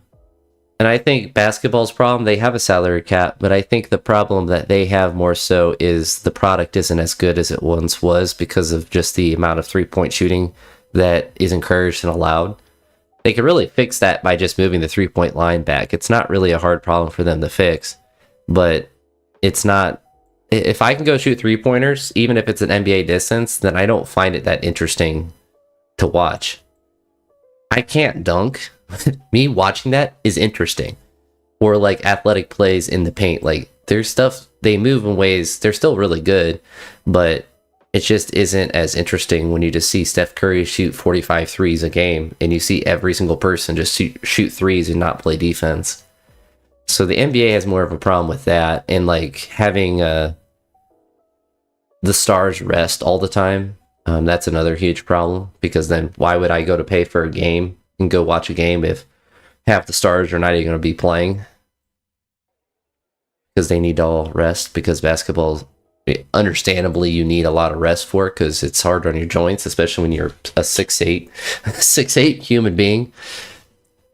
So I don't know what the solution for basketball is other than move a 3-point line back so you can't shoot as many 3-pointers, and then that makes them have to drive a lot more. But I don't know. Once the Cavaliers won it was in 2016 when they won the championship, I stopped paying attention to basketball. For me, that was like the best excuse to be like, all right, I am just going to take this free rook that I'm just all done. Like, I don't need to watch it anymore, because like the Cavs won it. What are they going to do? Win it again? Probably not. But like, that was the peak of Cleveland sports in general, but for basketball for sure.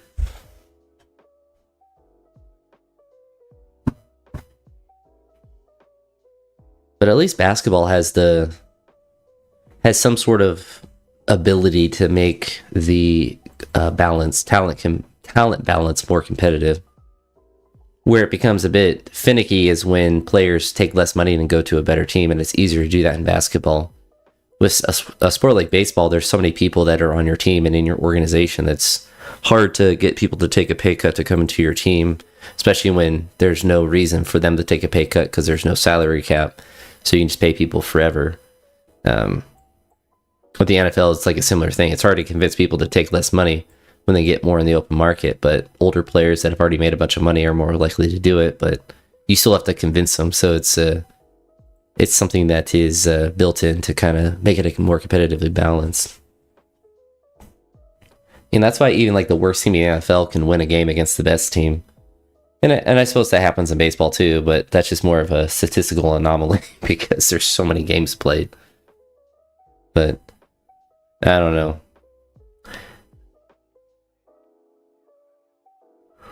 I don't know if baseball will ever fix that.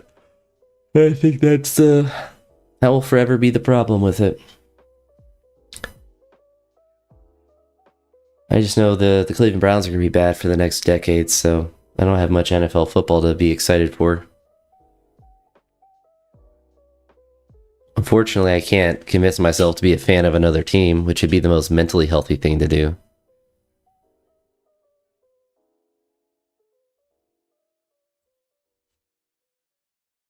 The Browns have won one playoff game. Actually, I think they've technically have won 2 playoff games since they've been alive. I think they won one in 1993 or 4. And then in 2020 or whatever, 21, whenever that was. So it's been literally it, which is so sad. It is so sad that the Browns couldn't accidentally be lucky more than 2 seasons since I've been alive in 31 years.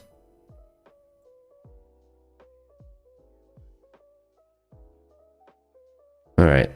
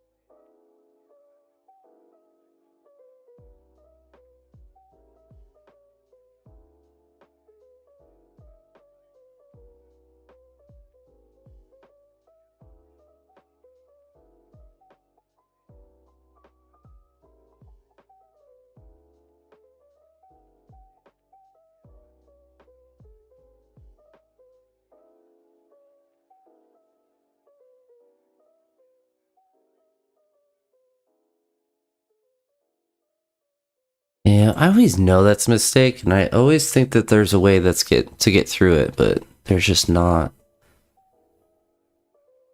There probably is, because I feel like it's not. Oh, 24 likes. I think that's the most I've ever gotten on a live stream. That's pretty cool. Hitting PRs.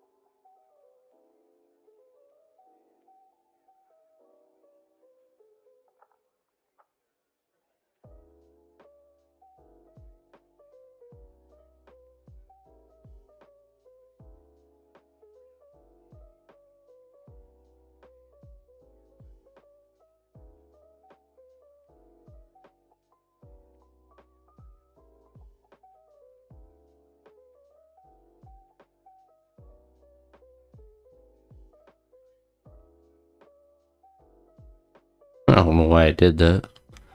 Oh, so smart.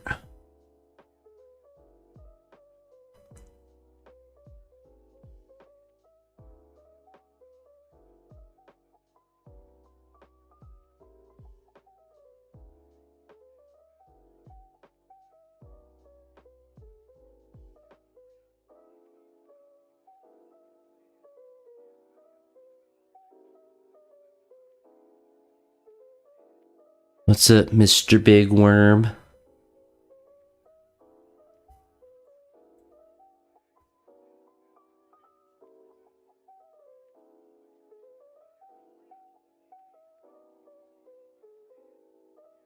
Not much. Just trying to play some chess. Trying not to lose every game. Easier said than done.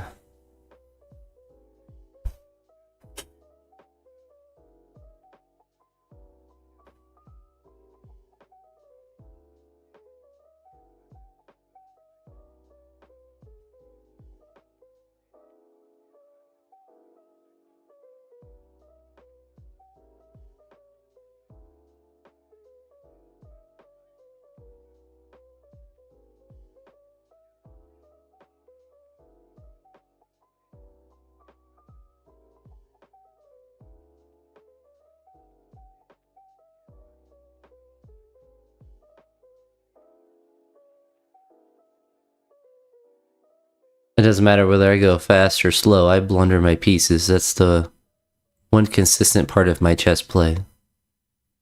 Any speed, I can lose pieces.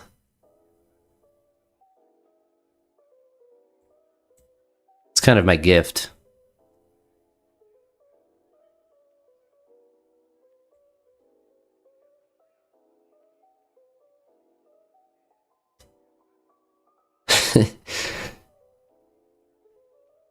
Maybe if I didn't blunder my pieces, I would be.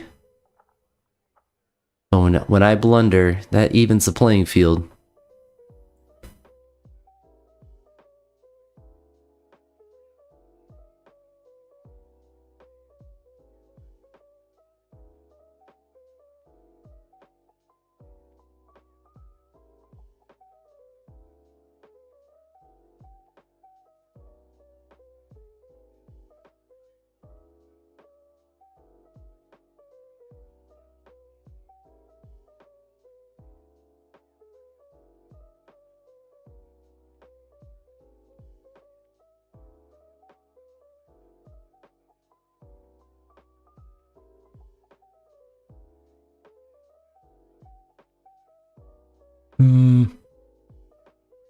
Have a good one, Mr. Worm. Let's leave it there.